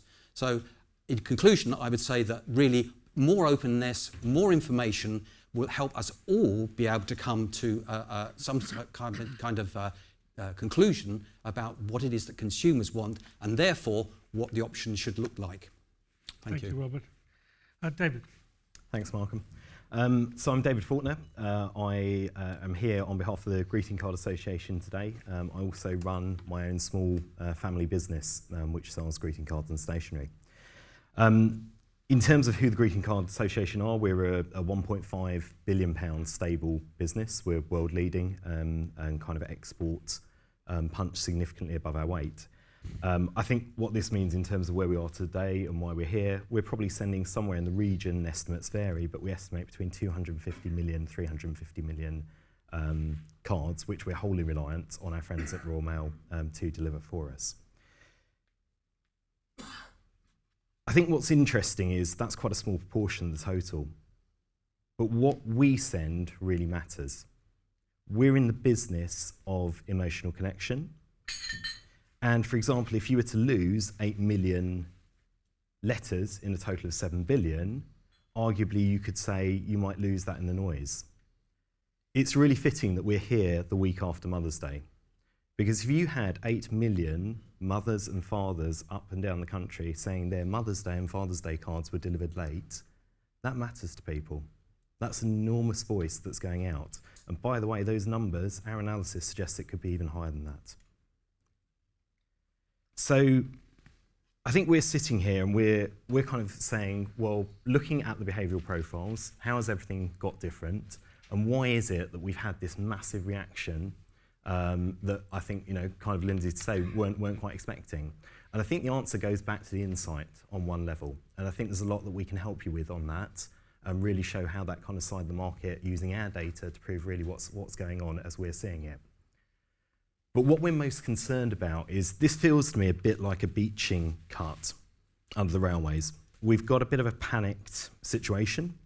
We're seeing the service crisis that's going on. And we also know there's the profit hole in parcels that the gentleman alluded to it earlier. And we're really worried we're going to see a situation where the baby is thrown out with bathwater. Regardless of how we got here, a range of solutions that see prices go up by up to 200% and service cut down by up to 83% is not the way we're going to return this business to growth. And we think there's a need for kind of further thinking around that space. Now, as I said, we're reliant on you guys. We need these solutions. All of our businesses ourselves need them to kind of come through. And we're looking forward to exploring between now and April the 3rd kind of how our insight can help in. We also have a major concern about the focus has been on operational cost savings. As somebody who's run a comparable size P&L previously, I think there's a massive disconnect between where the real opportunity is here. You've got a product, a monopoly product, that people are saying, both Ofcom and Royal Mail are acknowledging is completely price inelastic. And we're talking about rises of up to £2.50 on a first class or next day delivery service. That's £2.50 per unit on current prices. Presumably, if the 200% is true, it's going to be even more from April the 2nd. If I was a P&L owner at this stage, that's where I'd be licking my lips. That's the massive opportunity. And the numbers, you just have to do the simple maths and it massively outweighs the proposed cost savings that are being said. So that's a concern for us because when you go back to the data, 9 out of 10 people are saying an affordable service is really important, and we need to understand that. We're talking about the changes to delivery, but of course a lot of these things allow further services potentially to go outside the price controls of a universal service obligation, and that's a concern for our members.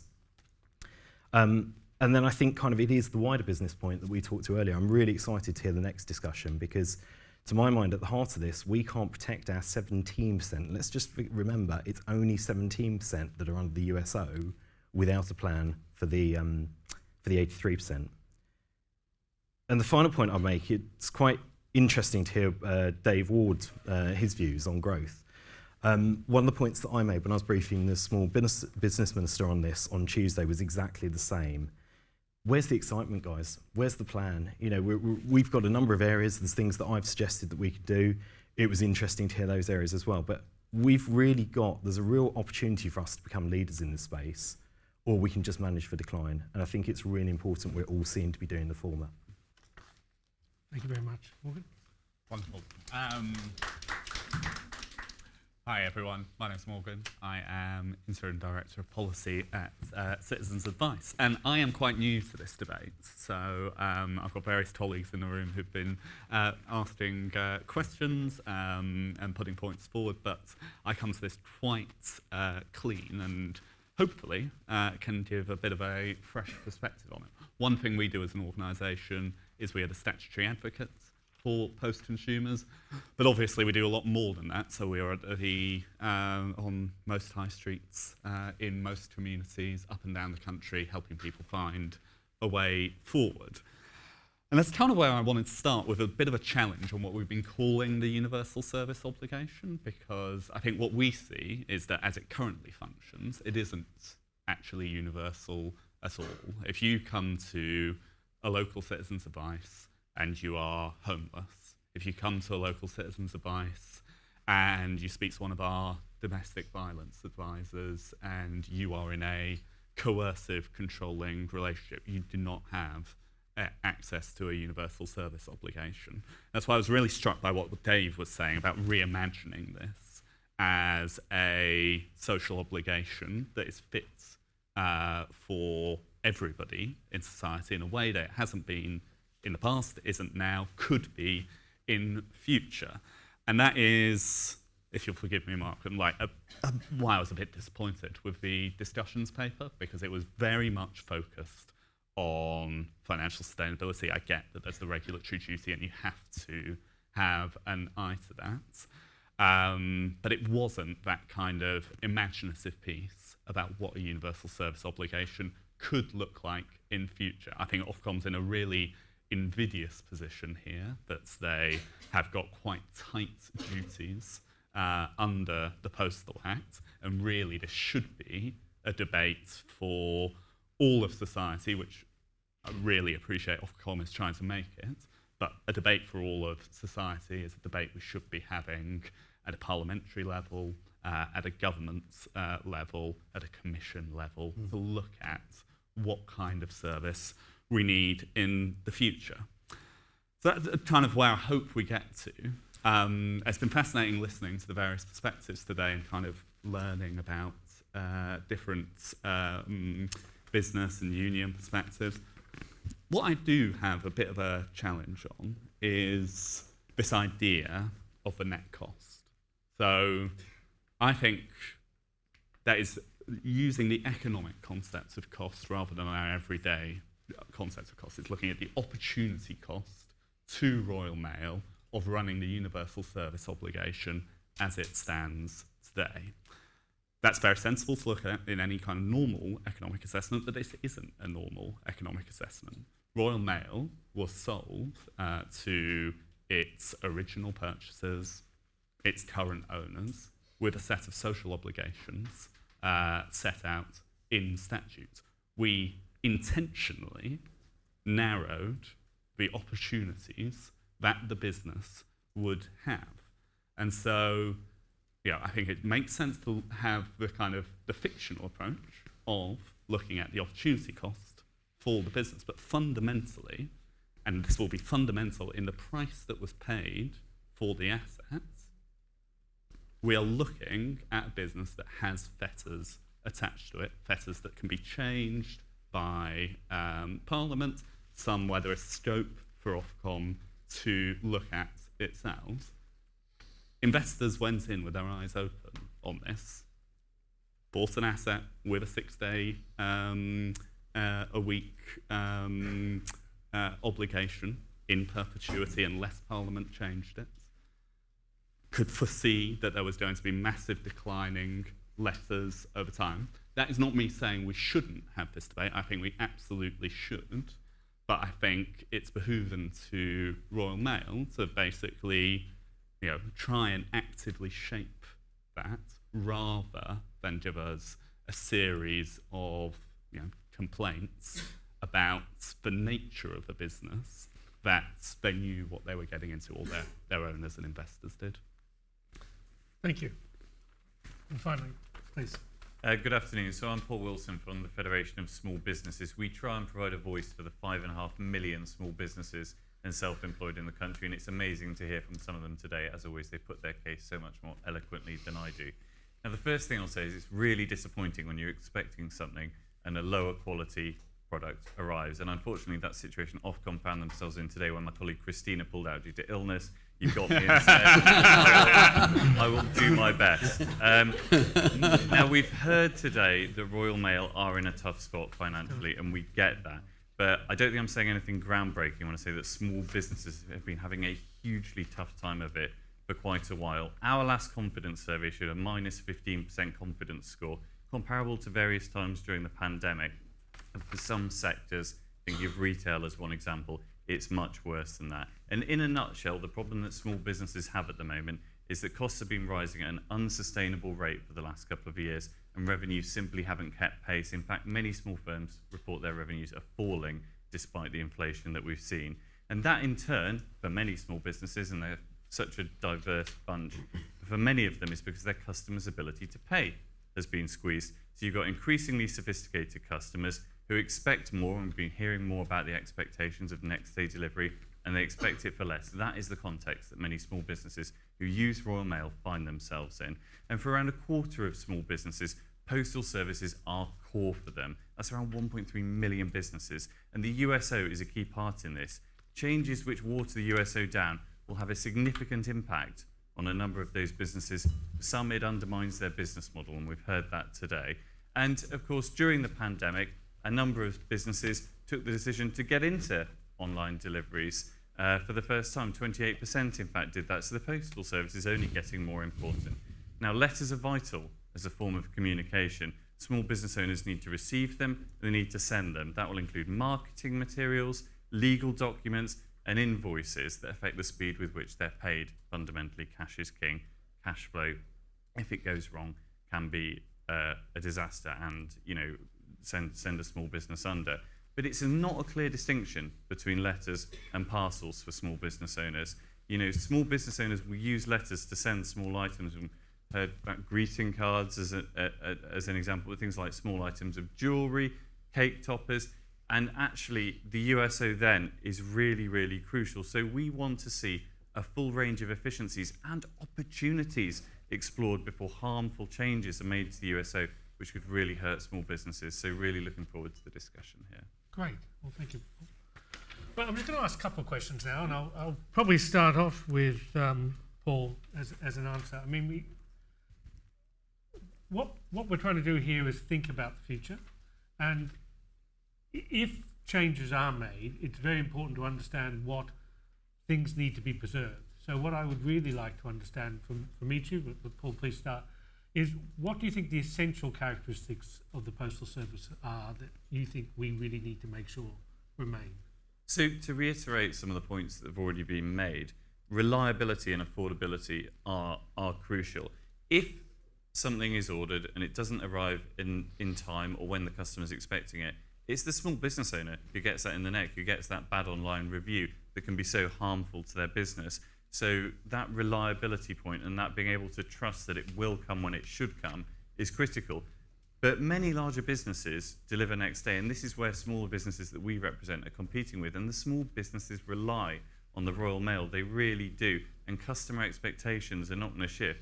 So if all of a sudden next day delivery isn't happening, that's a massive risk, because the small business owner would either have to then relinquish a number of customers who simply would not accept not getting what they've ordered the next day, or alternatively pay a lot more to one of Royal Mail's competitors in a way that may actually make it not viable to sell that product or service. So, and the other thing I would say is, I know there's a hierarchy of needs, but the percentages that Ofcom's research showed is that all of these things are really vital. Things like next day delivery, it may be a low priority than reliability. It's still 60%, I think, of SMEs were saying that's such a huge proportion. So I think we need to think really hard before we give out any of these things. Okay, I'm going to jump around. David, do you want to? Yeah, if I can, and speaking as a friend, actually, I was quite surprised whoever advised Royal Mail that the goal for the Great British Postal Service was European mediocrity. Quite aside from the intellectual arguments that have been made about different start points, emotionally, read the room, guys. It's not something we want. And I think why are Brits really proud of their Great British Postal Service? It is affordability and reliability.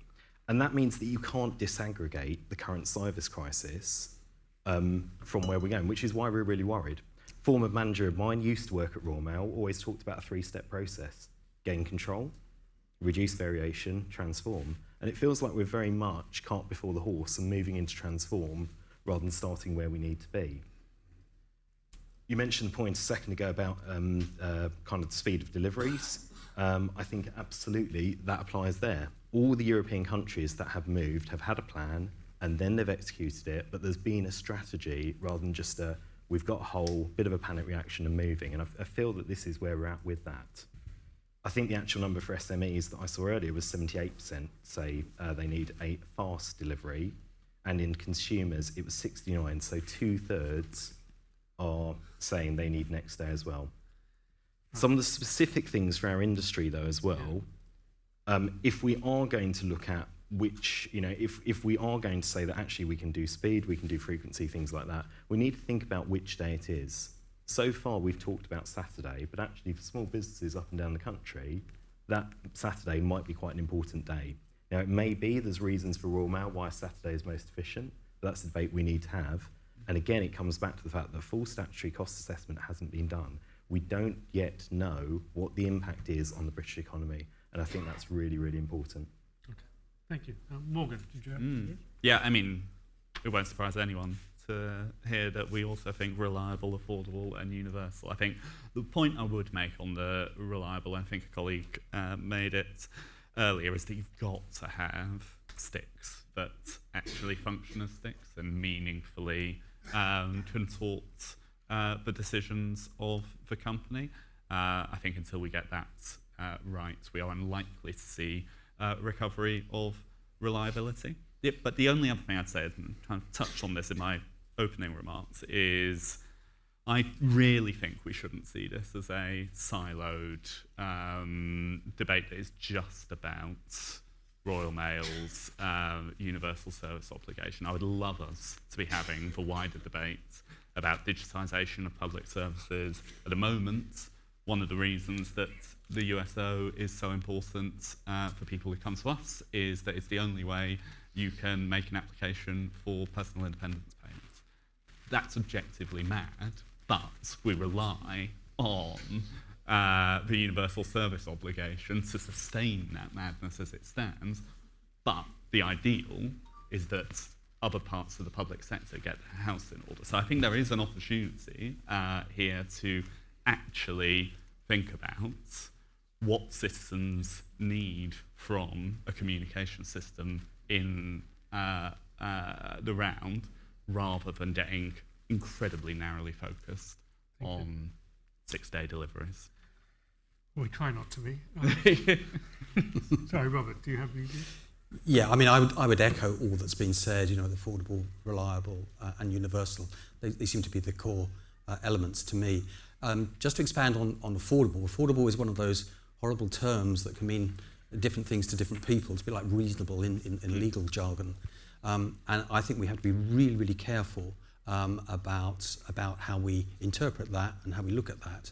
So affordable perhaps to you and I, we may be prepared to pay a lot more for our post, but for someone else who's on a lower income, who doesn't have access to broadband or mobile technology, the post may be far more important, and therefore a greater need, and obviously their cost of spending on mail could impact their income, or rather their family circumstances. So we need to be really, really careful, I think, about that. I mean, we already see that to some extent with post you can buy online and post you can buy at postage at the post office.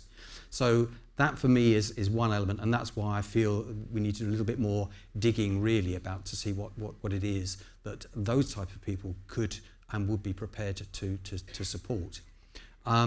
So that's really on affordable. On reliable, I think also there's more understanding that's necessary around the bulk mailers that use mail. And I'm thinking particularly about hospitals in particular. I mean, we probably all saw the programme on the TV the other day about appointments, hospital appointments arriving after they've taken place or operations were due. And certainly I've come across examples of that on a personal level as well. So I think we need to understand what those bulk mailers need in terms of their own businesses or organisations, and indeed the people that they serve, patients or whoever it may be, and how that's likely to evolve in the future.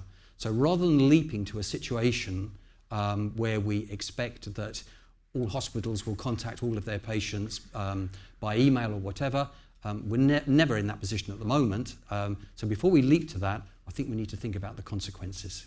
Okay, thank you. One other question, and hopefully have some time for questions in the room. We've talked a lot, Lindsey did at the beginning, about the social value of the USO. Some of our Scottish colleagues over here have made some very interesting points in some of their reviews on environmental impacts.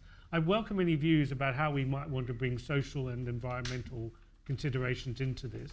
I'm going to start with Morgan, who have led into that already. Yeah, so I mean, environmental, I think every business has an obligation to do this. I worry slightly that we'll end up greenwashing if we focus too much on it. Everybody needs to be moving towards a sustainable net zero future that has costs for every business, etc., etc.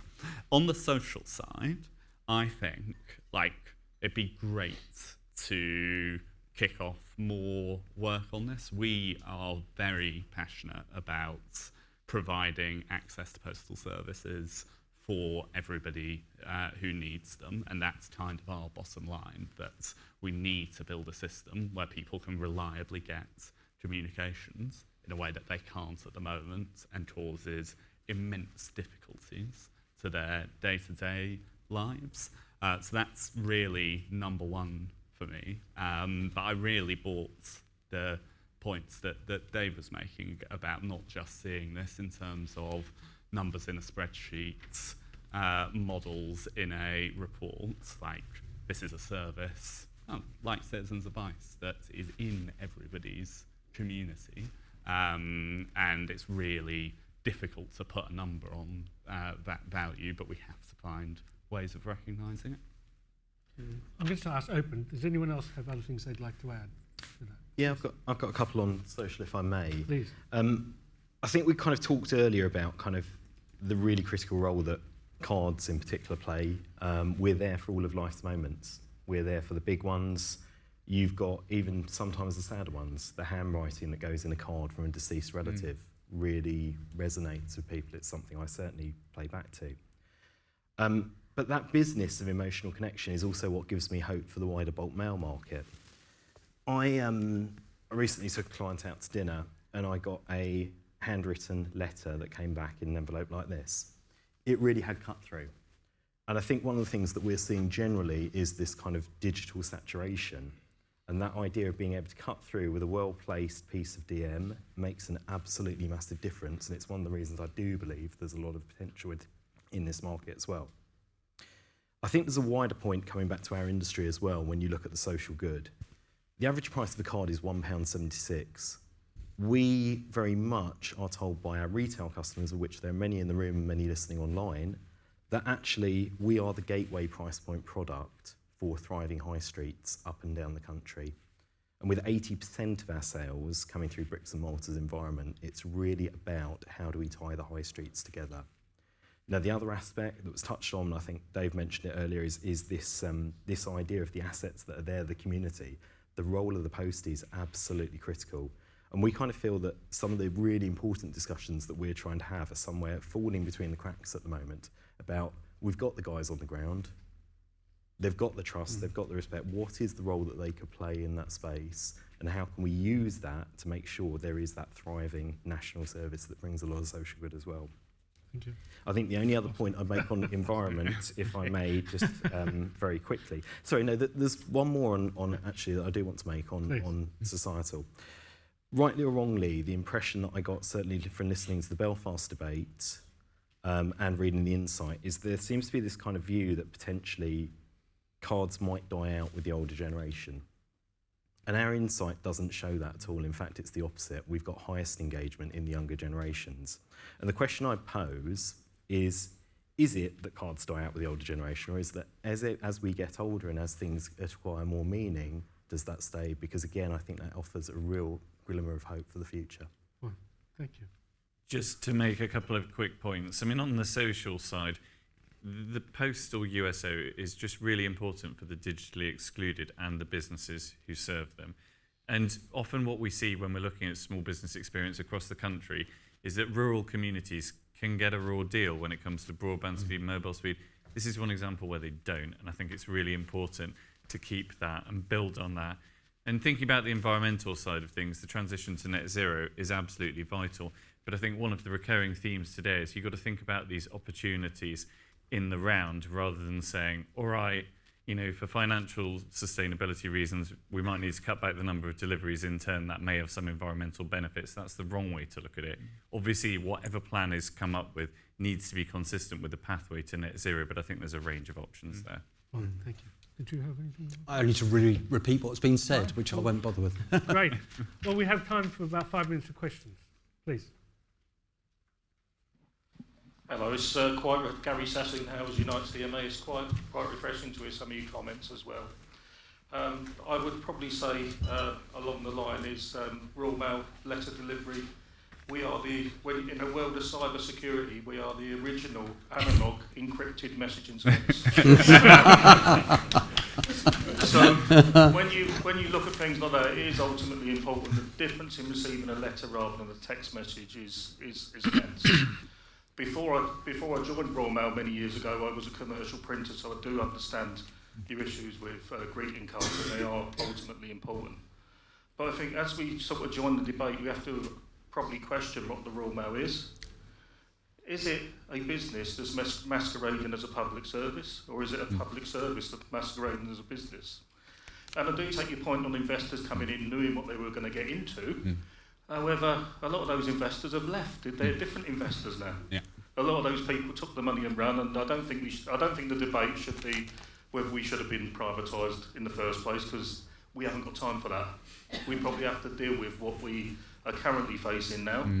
And any business that's making loss after loss after loss is clearly not sustainable. So there has to be an answer to it in how we can get from the point we're in now, where we become a sustainable service and we offer people what they need to have. Now, beauty about Royal Mail, it's got 145,000 subject matter experts.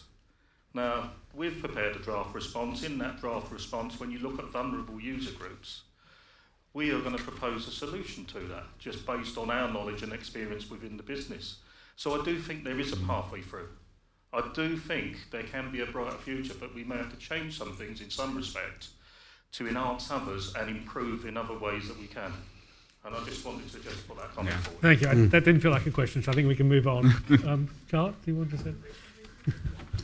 Great. Thank you, Charlotte from Citizens Advice. I had a question for the panel, but probably maybe for Robert, which was, so in Ofcom's paper, there's a few mentions that the options put forward would generate huge cost savings for Royal Mail, and that therefore it might be able to provide better support for vulnerable users.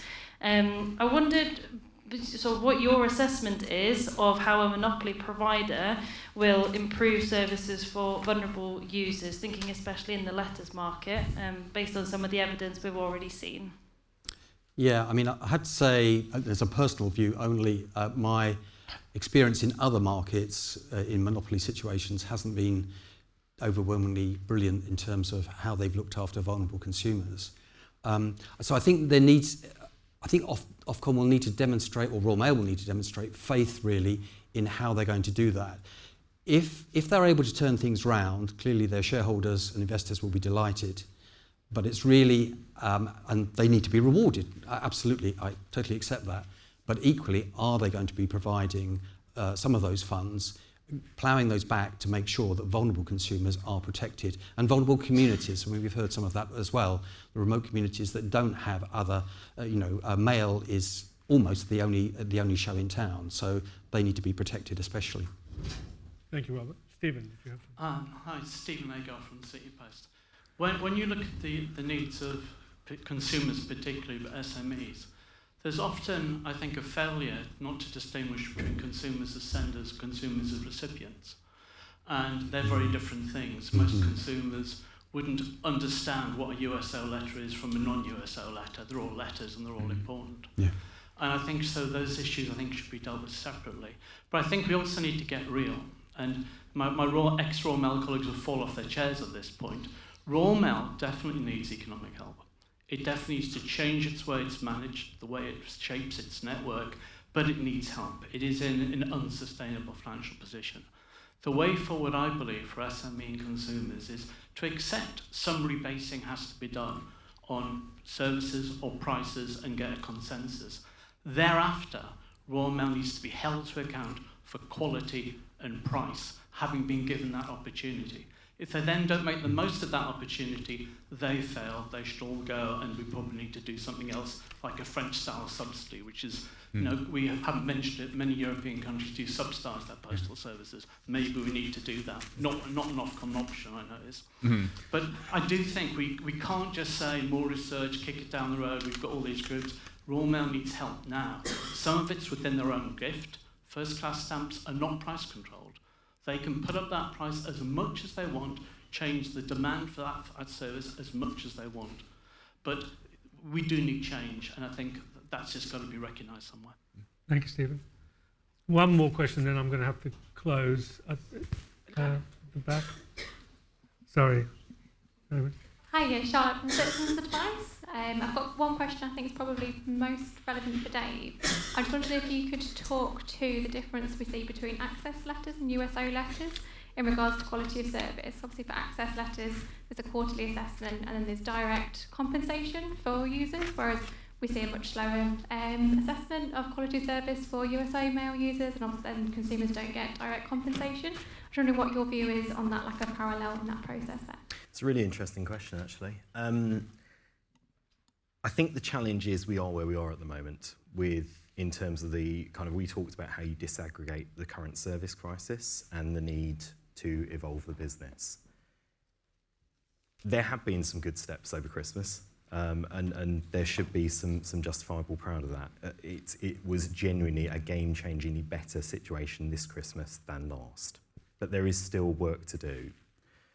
When I look at some of the other regulators across Britain, across Europe as well, increasingly we're looking at kind of consumer schemes and kind of how consumers build that confidence back, you know, whether it's something like delay repay, whatever it is, but customers really get that sense so that when service targets are missed, there is a compensatory reduction in the price of a stamp further next year.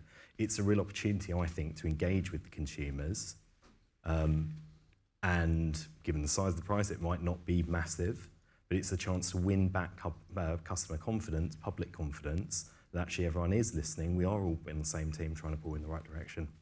And I think it's something worth considering. Thank you, Dave. And I'm sorry, I think that's all we've got time for. Please try and grab anyone if you want further conversations. If I could thank the panellists for putting in the time. Thank you very much.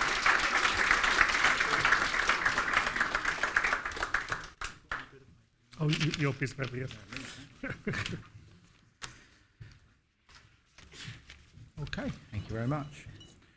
Okay, so we're on to the last panel session now. So can I ask the panel members to come and join me? Here. Oh, my mic's on. Wow, all four suddenly here straight away.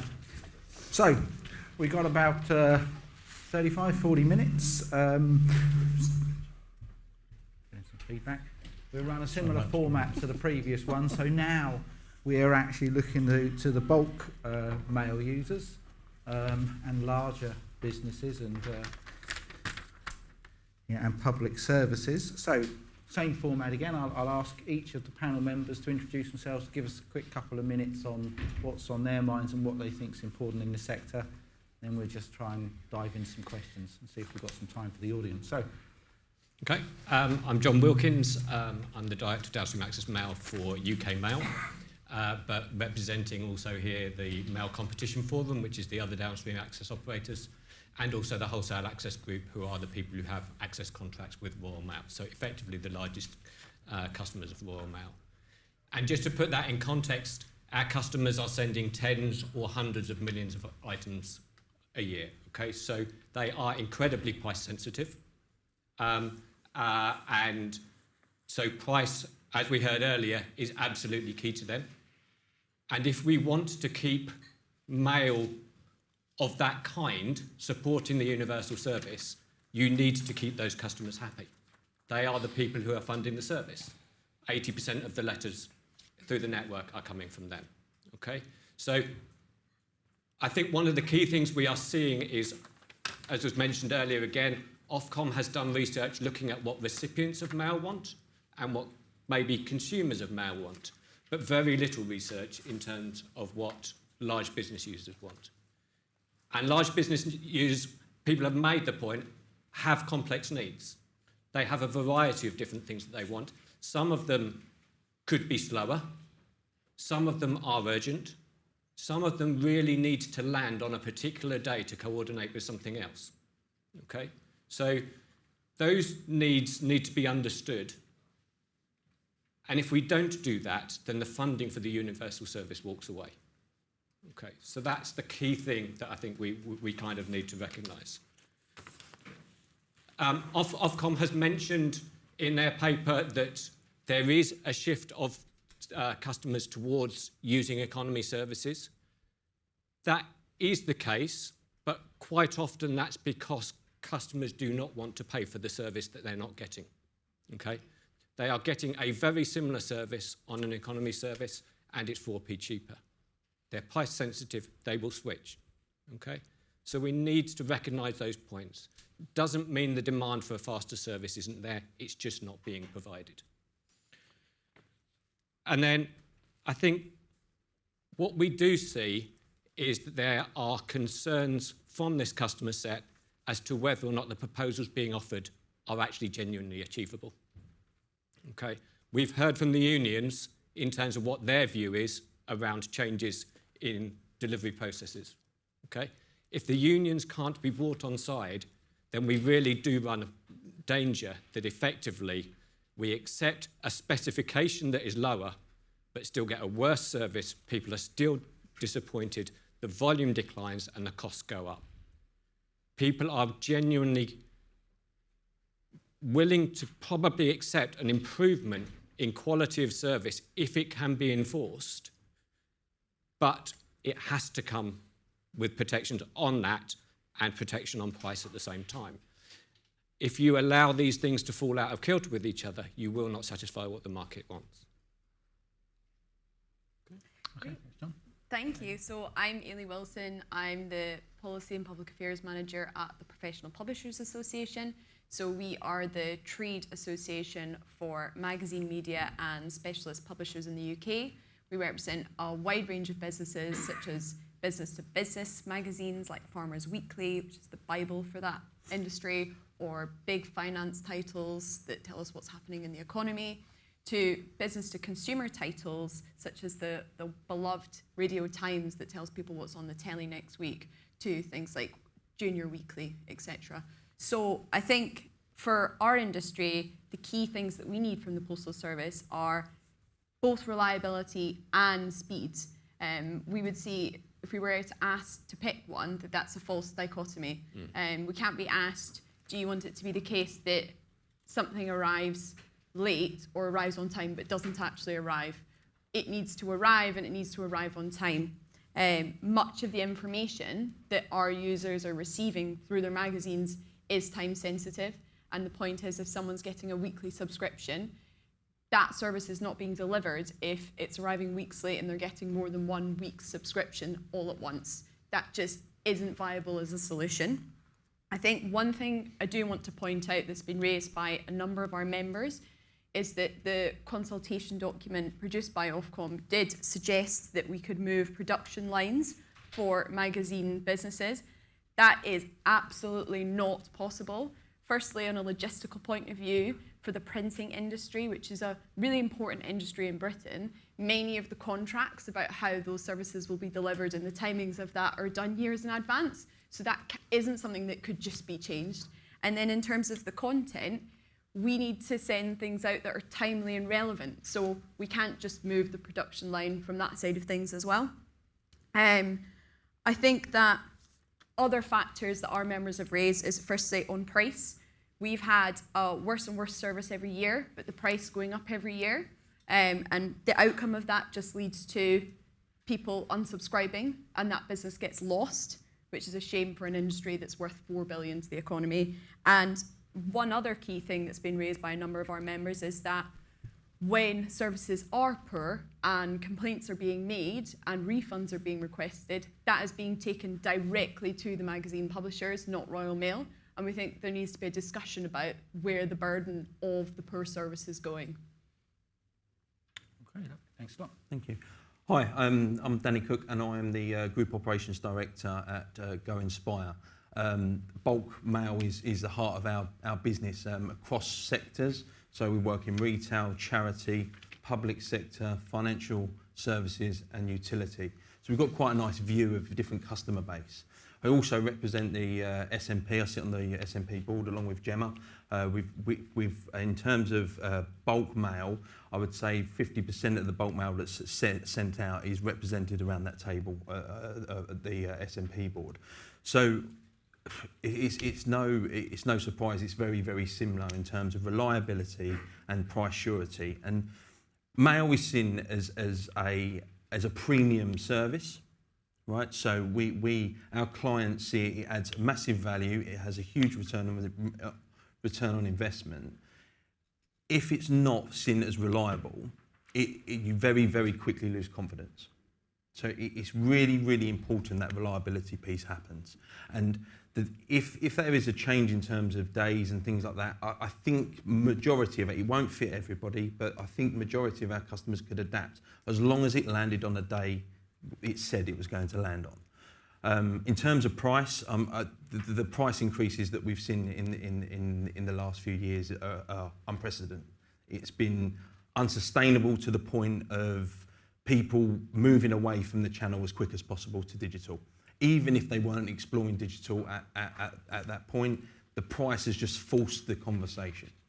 And it's that I can see continuing, will continue.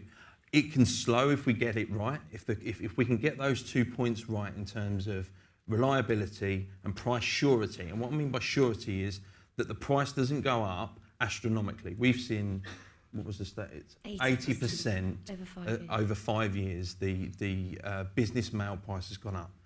If most businesses can plan and budget for an increase, whether that's RPI, CPI, we all run businesses. We can plan for that. When we turn up and say to a charity client that, oh, actually it's going up by double digits, way above inflation, the only option for that charity client to do is do less, which affects their donations. And that's not just charity, but it is everywhere. But just to give you a bit of a flavour for different sectors.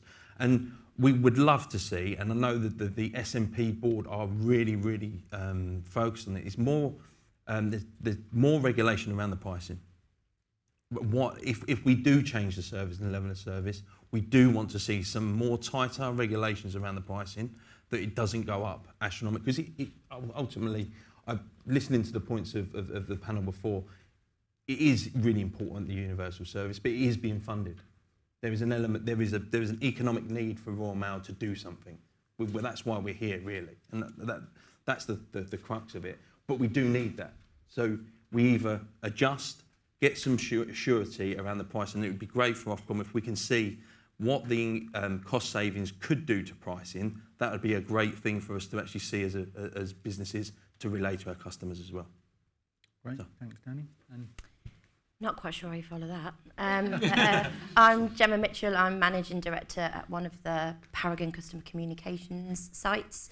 I also, as Danny said, sit on the SMP board and we're members of the Mail Users Association, as well as being wholesale contract holders ourselves.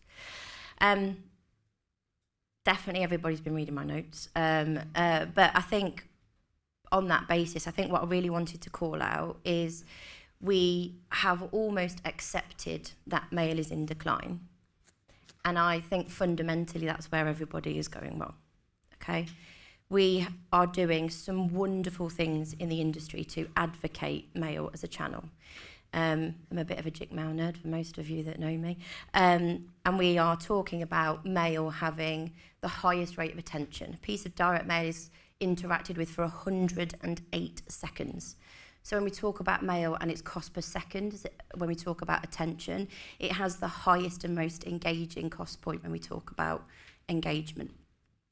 So really what I'm really interested in today is how we talk about stabilising the decline and driving volume back in. So we've got some really fundamental changes coming through in our data protection regulations, so the Data Protection and Digital Information Act reform, DPDI, where we're really talking about legitimate interest again. So, you know, these are things that Royal Mail haven't been in control of. GDPR fundamentally drove millions of items out of the letter mail market. So we're hoping that legitimate interest being in main text, it not being in recite, or real clarity around that will really help drive volume back in. However, we all run businesses and there has to be price certainty. Everybody that is here today has talked about that. I do not know of another business that can basically enforce that their customers pay for their inefficiencies and their inability to modernise and become more efficient. Danny and I represent some of the largest print and mail providers in the UK, and we certainly couldn't run an inefficient business and expect our customers to pay for it. So hopefully we can all collaborate, and it is everybody's job to help Royal Mail innovate and support change. They're not on their own. It's not just your job. It's everybody's job here today. And I think one of the things that while we're representing our large regulatory customers, something that is fundamentally missing from the Ofcom consultation so far is the interaction and the consideration for other regulatory organisations that regulate some of our customers. So there are things in regulation where there are requirements to do things by the next business day or as quickly as possible. So those things do not appear to have been considered when we're looking at a USO reform, and neither have the requirements of 80% of the volume that comes from the bulk mail users. Yeah. Okay. Well, look, thanks all very much. Let's see if we just open up some of those themes. So, you know, what I heard there was, you know, really important parameters about reliability, about speed, quals, complex needs, and the fact that actually you have different requirements. I heard loud and clear that some of these things aren't tradable off. Is it this or that? But I guess perhaps it's worth us exploring, are there any things within this that are tradable? Or indeed, are there things that there is a connection? And what I mean by that is, you know, so there was one about coordination. So that you might not need that to be fast, but you want assurances of when it is. So I'm putting it into the system and it's being delivered in a week's time, and so it's not fast, but it is about coordination. So it's things like that. And I guess the interesting thing is, of all of the features that do exist in the products available today, are there any missing as well? So I'll leave. Shall I pick up on the coordination one? So I think that the key bit about coordination is that the senders want that mail to land with everybody at the same time, okay? So if I'm going to put an offer on my website, I do not want half of my customers to go on the following day and find it sold out because everybody else knew about it yesterday, okay? If I've got to make a public announcement about a product or service that is changing, I want all of my customers to know about it at the same time, and I want it to be coordinated with my email messages and my website and all of these other things at the same time, okay? So we're talking about not the coordination in order to get things in the right place in order that it can land 3 or 4 days later. It's about it being delivered on the same day at the same time. And that is the problem, I think, with some of the service proposals that are being suggested in terms of alternate delivery days and such like, that half of the market will hear about something a day before. The other concern of that process is if you don't provide that, then the market is concerned that the half who don't know about it or don't hear about it at the right time then come into all of the call centres to say, I understand something is going on, but I haven't received something about it. And so that drives a huge amount of cost back into their businesses to deal with all the queries of people who haven't got the information that they were supposed to have. Okay, so those are the kind of dynamics, I think, in terms of those kind of effects. It is about needing to have the ability to do that. And because customers of this nature are price sensitive, they aren't going to accept the fact that half of their stuff can be delivered on a second-class service and the other half on a first-class service in order to make it all land at the same time. The cost differential will be too much. Okay, so that's the key problem. Okay, any other?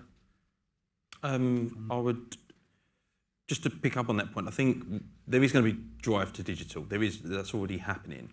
Omni-channel communication, particularly in marketing, is happening. And I think if there's an offer that's happening one day, most businesses are planning up front to know when that's going to happen.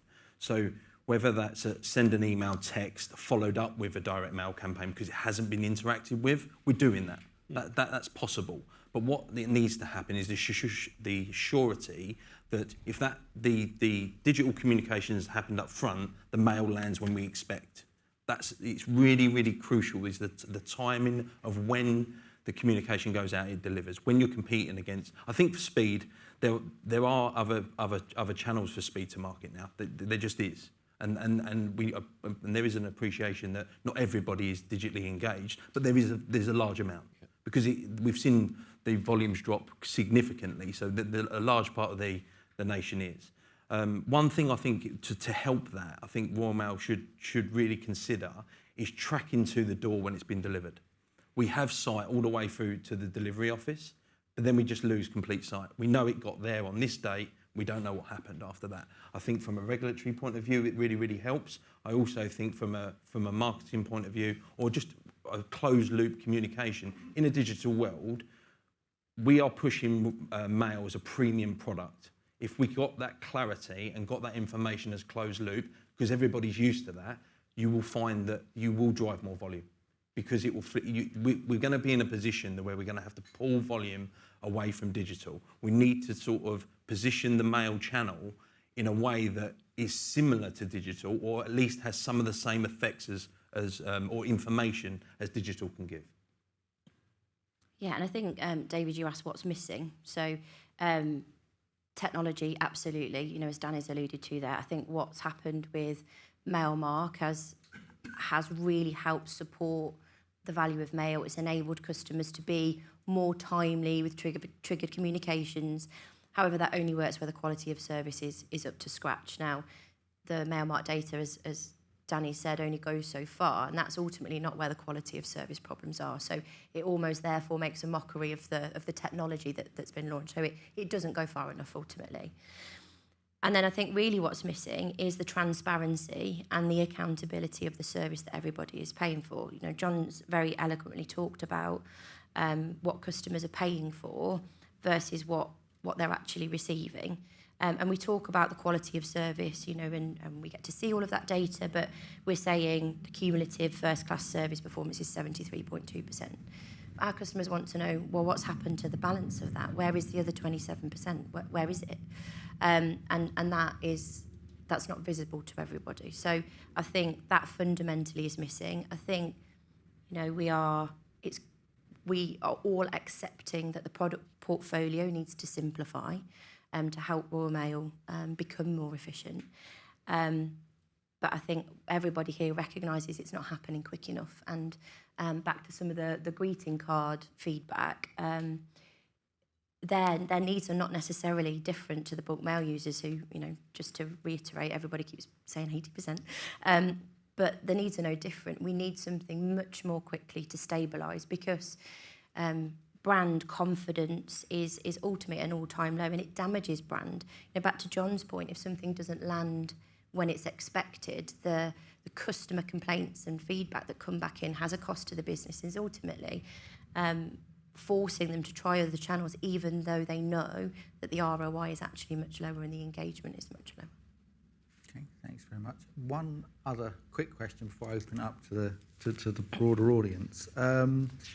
So, and it's in relation to volumes and not precise volumes here, but it's, you know, so what I'm hearing is, okay, there is a need for an urgent response, and we heard all of the sort of greeting cards, and that would probably fit into that camp. There are some that are slow, albeit want certainty about delivery on the same date. but I'm just wondering, where do you see the relative volumes in what needs to be delivered urgency and what could go slower, albeit with the assurance that it actually gets coordinated? So where do we think we are now, and how do we think that's changing as we go forwards? I'll start on that one, shall Is I? So I think I think it's really important that we identify that the bulk mail industry have a multitude of needs. So we talk about NHS and appointment letters. I mean, everybody probably watched the Panorama programme. It was really difficult to watch. But there's the local authorities and the debt recovery agents who ultimately, if their communication doesn't land, debt collection people are turning up at people's houses. I've noticed the DVLA are here today. If I need a replacement driving licence, which I wouldn't have got in here today without, if that's not landing on time, that's a problem. If my passport doesn't arrive on time, I can't go on holiday. So I think it's really important that we identify the types of communication where that real timeliness is important. However, there are very large mail users that are happy with something that's not next day, as long as they know prescriptively it will land and that they will deliver the quality of service. Okay, and I don't know how Royal Mail get there. I would not want to be in a senior position in that chair right now. But ultimately, that is what we need. And without that, volume is disappearing. There has to be an acknowledgement from Royal Mail that business mail is not just a foregone conclusion, it's a meal ticket to keep putting double-digit price increases. That volume, it's not a coincidence, and you can cut the data any which way you like. It is not a coincidence that volume decline is accelerating in line with double-digit price increases. So we as an industry will advocate, will push, will support the reduction of mail decline, and putting more in the top of the bucket. We're all in charge of that as well, but that we can't do that while there is no price certainty. So I think we can't actually all sit here and manage our businesses effectively because we don't know what's going to happen with the volume, because we're not in control of the ultimate driving factor, which is the postage cost, which is the largest part of any mail campaign.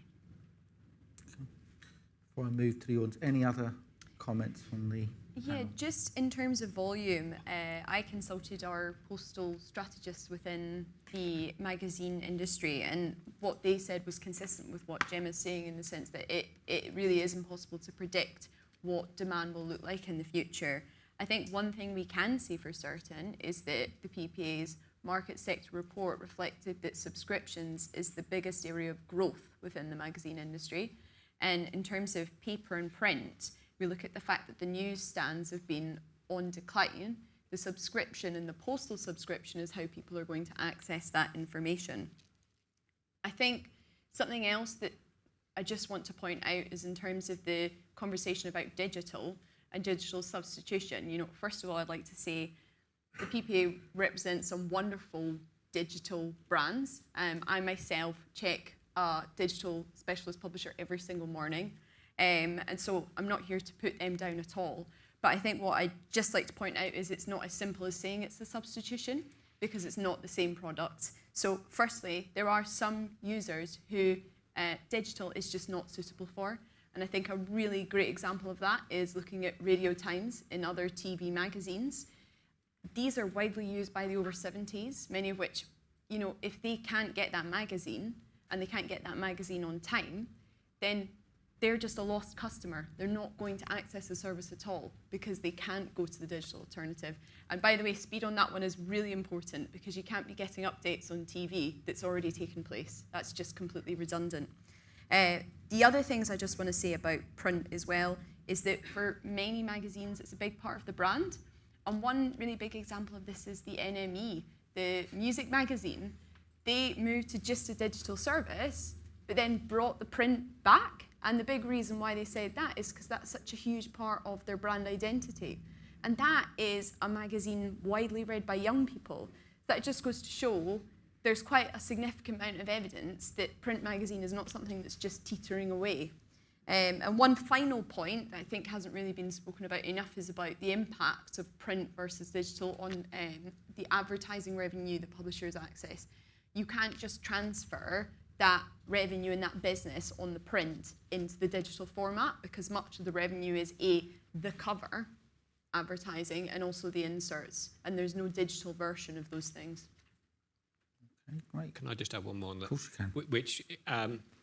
Which we saw the graphs at the beginning in terms of the volume decline of letters, and I think there is a general perception that a lot of that is driven by the financial services switching us all online, okay? And that clearly has happened. When I talk to our financial services customers, I think the majority of them now believe that they are starting to get towards the bottom of that process. So it's very easy to see that nice straight line and assume it's going to extrapolate and keep on going down and down and down. But certainly that doesn't seem to be what the customers are saying. There are certain things that they absolutely do believe they will need to always do by print. There are certain customers that they will absolutely need to always serve by print. Okay, so this thing, there is a point at which this process slows. And it's anecdotal, but probably we are getting somewhere close to that point. I'm sure that's right. I'm sure it's got a belly out at some point. Shall I? Sorry, Danny. Just one more point, and it's a shame that Dave's gone. There will be some seismic change within the Royal Mail business, whatever the outcome of this will be. That's my belief. Please work together and avoid industrial action at all costs. It's so damaging to all of our businesses, and it is a shame Dave's not here. Please work together and avoid it. Sorry, I couldn't. No, I think it's a fair point. Okay, we've got a few minutes for a couple of sort of questions or comments from the audience. So under the header of bulk mailers and what we think they need from the postal service. So, shall we? Thank you. So I'm interested, so you've talked about 80% of letters being bulk mail. I'm going to use the Ofcom figure because it's just what I have to hand, 22 to 23. So that's 70.4% of letters volumes, but that only contributes 1.5 billion out of 3.5 billion letters revenues. So that would mean that consumers and small businesses are paying 57% of the revenues. So that's 30% of customers paying 57% of the letter revenues. I'd be interested in the panel's view. Is that proportion appropriate, and is that balance fair, or whether there should be a reconsideration of how this actually works as a system, and whether within the USO bulk mail should be returned to that system as it currently is outside. We're talking around it, and we know it'll be impacted by it, but the USO used to have bulk mail in it into 2011. That was not brought in when Ofcom took over. But I'd be interested in both views on those two things. Okay, who would like to have a... I think probably you know, John and I like it. So let me address the first point. It's easy to look at the Royal Mail figures, but you have to bear in mind that those same customers are also paying us, okay? They're only using half the service, effectively the last part of the service. They're not incurring the cost in the upstream element of the process of the Royal Mail. That has to be reflected in those statistics, okay?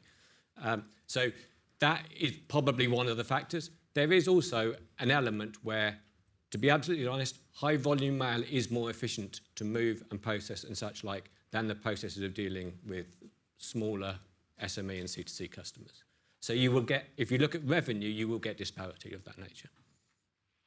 Yeah, I think it's important that when we talk about it, that there is an acknowledgement that bulk mail users take away a lot of the messy bit.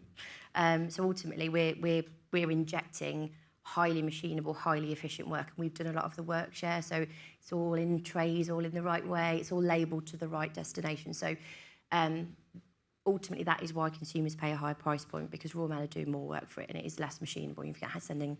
I particularly know if my nan's sending handwritten card, I can't read her handwriting, never mind the Royal Mail. So ultimately, that's why there's a price point difference. Yeah.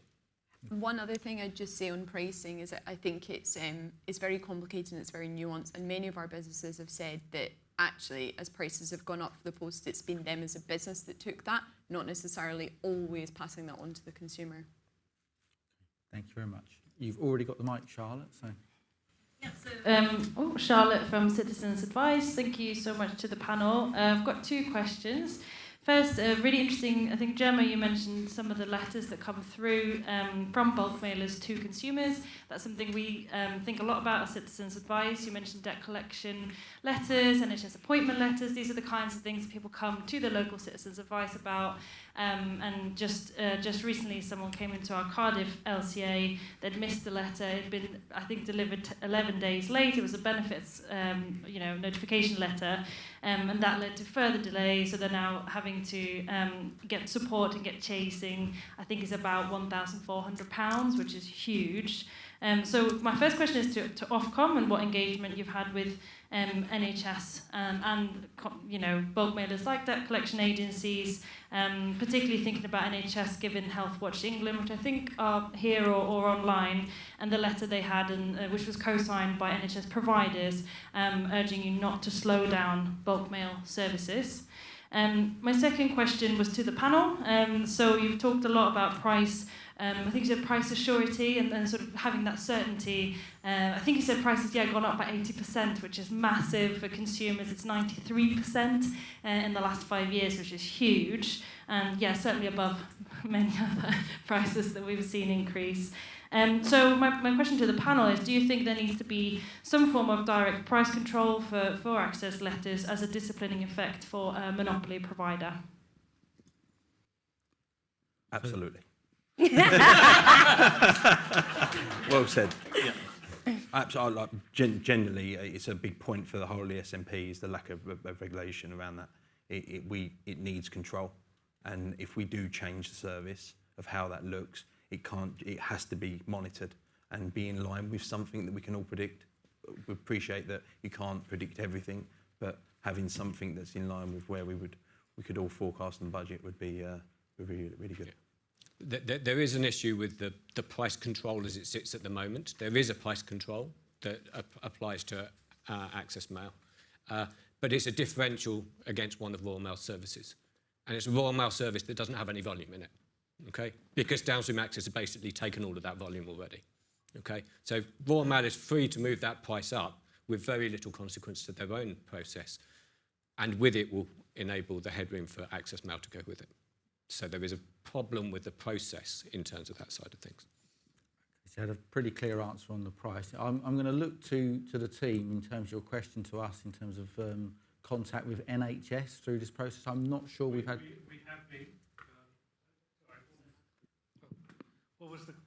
I went out for a moment. What was the question again? It was how you've engaged with bulk mailers like NHS, debt collection agency, local government associations, EBLOs, those letters that consumers need and rely on, but they come through bulk mail. Well, we have been engaging with them. The problem with the NHS is there isn't an NHS. There's a myriad little NHSs, all of which have different demands. It doesn't feel any different to the conversations we've been having here or we've had separately. The strongest view they have is about reliability. They have a far weaker view about speed. It tends to be people aren't being sent a letter to be told the next day they have an operation. So that, there usually is time between it, as long as you can guarantee it is going to arrive. And the challenges they've faced at the moment has been that. They're going through a process of actively trying to reduce their volumes massively. We had a volume question a little while ago. So we would expect to see ever decreasing, but the ones remaining will remain critical. So there it is around reliability and obviously to a degree price. We've also engaged with the Electoral Commission. I think in there you do have the difference where you have real concerns about speed because they run up against legislative requirements to continue to engage up to a certain point. And they're very conscious of that, and they will retain the need for a next day service or a very quick service, but it may be something which Royal Mail needs to directly engage with. And finally, with respect to the courts, which we've been engaging with as well, there is a time there. There are a number of parts of legislation which assume first-class services even where there isn't necessarily any obvious logic to it, in terms of the necessity of the speed of delivery. So we're going to be talking to them to make sure that they understand all this. They were going to review anyway, and it's probably timely to try and work out what is needed to be get there in a timely manner and what isn't needed to be getting there in a timely manner. That's all I got. Sorry, can I just pick up on that point though? Because I think in other areas of regulation, particularly in financial services, for example, there are statutory obligations to notify somebody within a period of time, and therefore the point at which the mail arrives is the important time, not the period at which it was sent. Okay? At least if you take the spirit of what the regulation is trying to achieve. If you tighten that window, then effectively that whole operation has got to effectively work a day faster. Okay? And that is a concern, that actually if I've only got 7 days to do it and I can only rely on half of my mail arriving with people on one day and the other half the other day, I have to move my timeline forward. Yes. Right, we're going to go for the last question. Stephen, you've been... In the spirit of trying to look for solutions rather than problems, I think there has been a recent problem of Ofcom's quality of service monitoring measurement, because the perception is it happens a year later, then takes another 6 months, and by the time they make a decision, it's all historic and it's a new problem. We clearly need to give Royal Mail more room for flexibility. I honestly believe the company does need helping. But I think going forward, we do need a bit of a new settlement. So could I suggest for consideration a get-out-of-jail-free card for Ofcom? Link the ability to put the prices up to meeting the quality of service targets for the previous year. You won't have to worry about fines then, because they will always meet the quality of service targets the previous year because they want to put the prices up. That actually gives a built-in self-reinforcing feedback. You have to find some way to make sure that we're not here again in 5 years' time. Thank you. Thank you very much. That's a really important point, I think, because from the way the process works now, if you look at the size of what it is costing Royal Mail to provide the universal service in terms of hundreds of millions of pounds, the reward for not doing it is very high.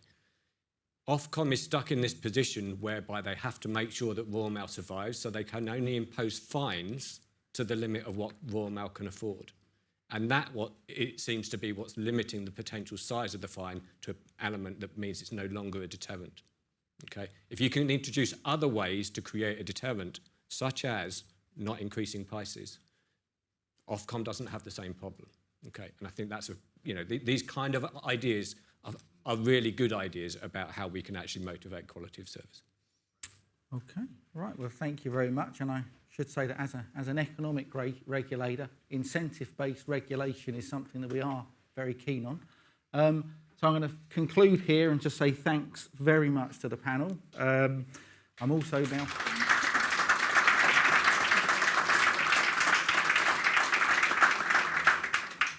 I would also like to thank everyone else that's actually got up and spoken today, and everybody for turning up and engaging in the process.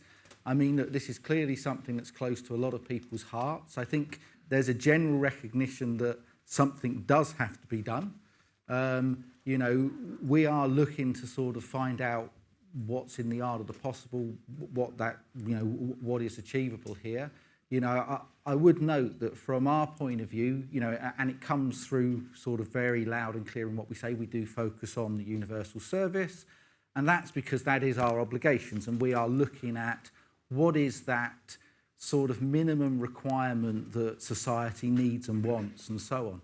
We totally get that the Royal Mail and indeed the postal sort of sector as a whole is much, much bigger. And we know that that just fits in it, and as we go forwards, we've got to have a mind for that, and it's very much, we want you to get the input into that, but it also goes to the input into the Royal Mail, because if USO is part of their business, they need to worry about the rest of their business, which is where you guys come in, and how those things can work together. So thank you very much, and we look forward to engaging more and hearing what you've got to say when we in response to our call for inputs.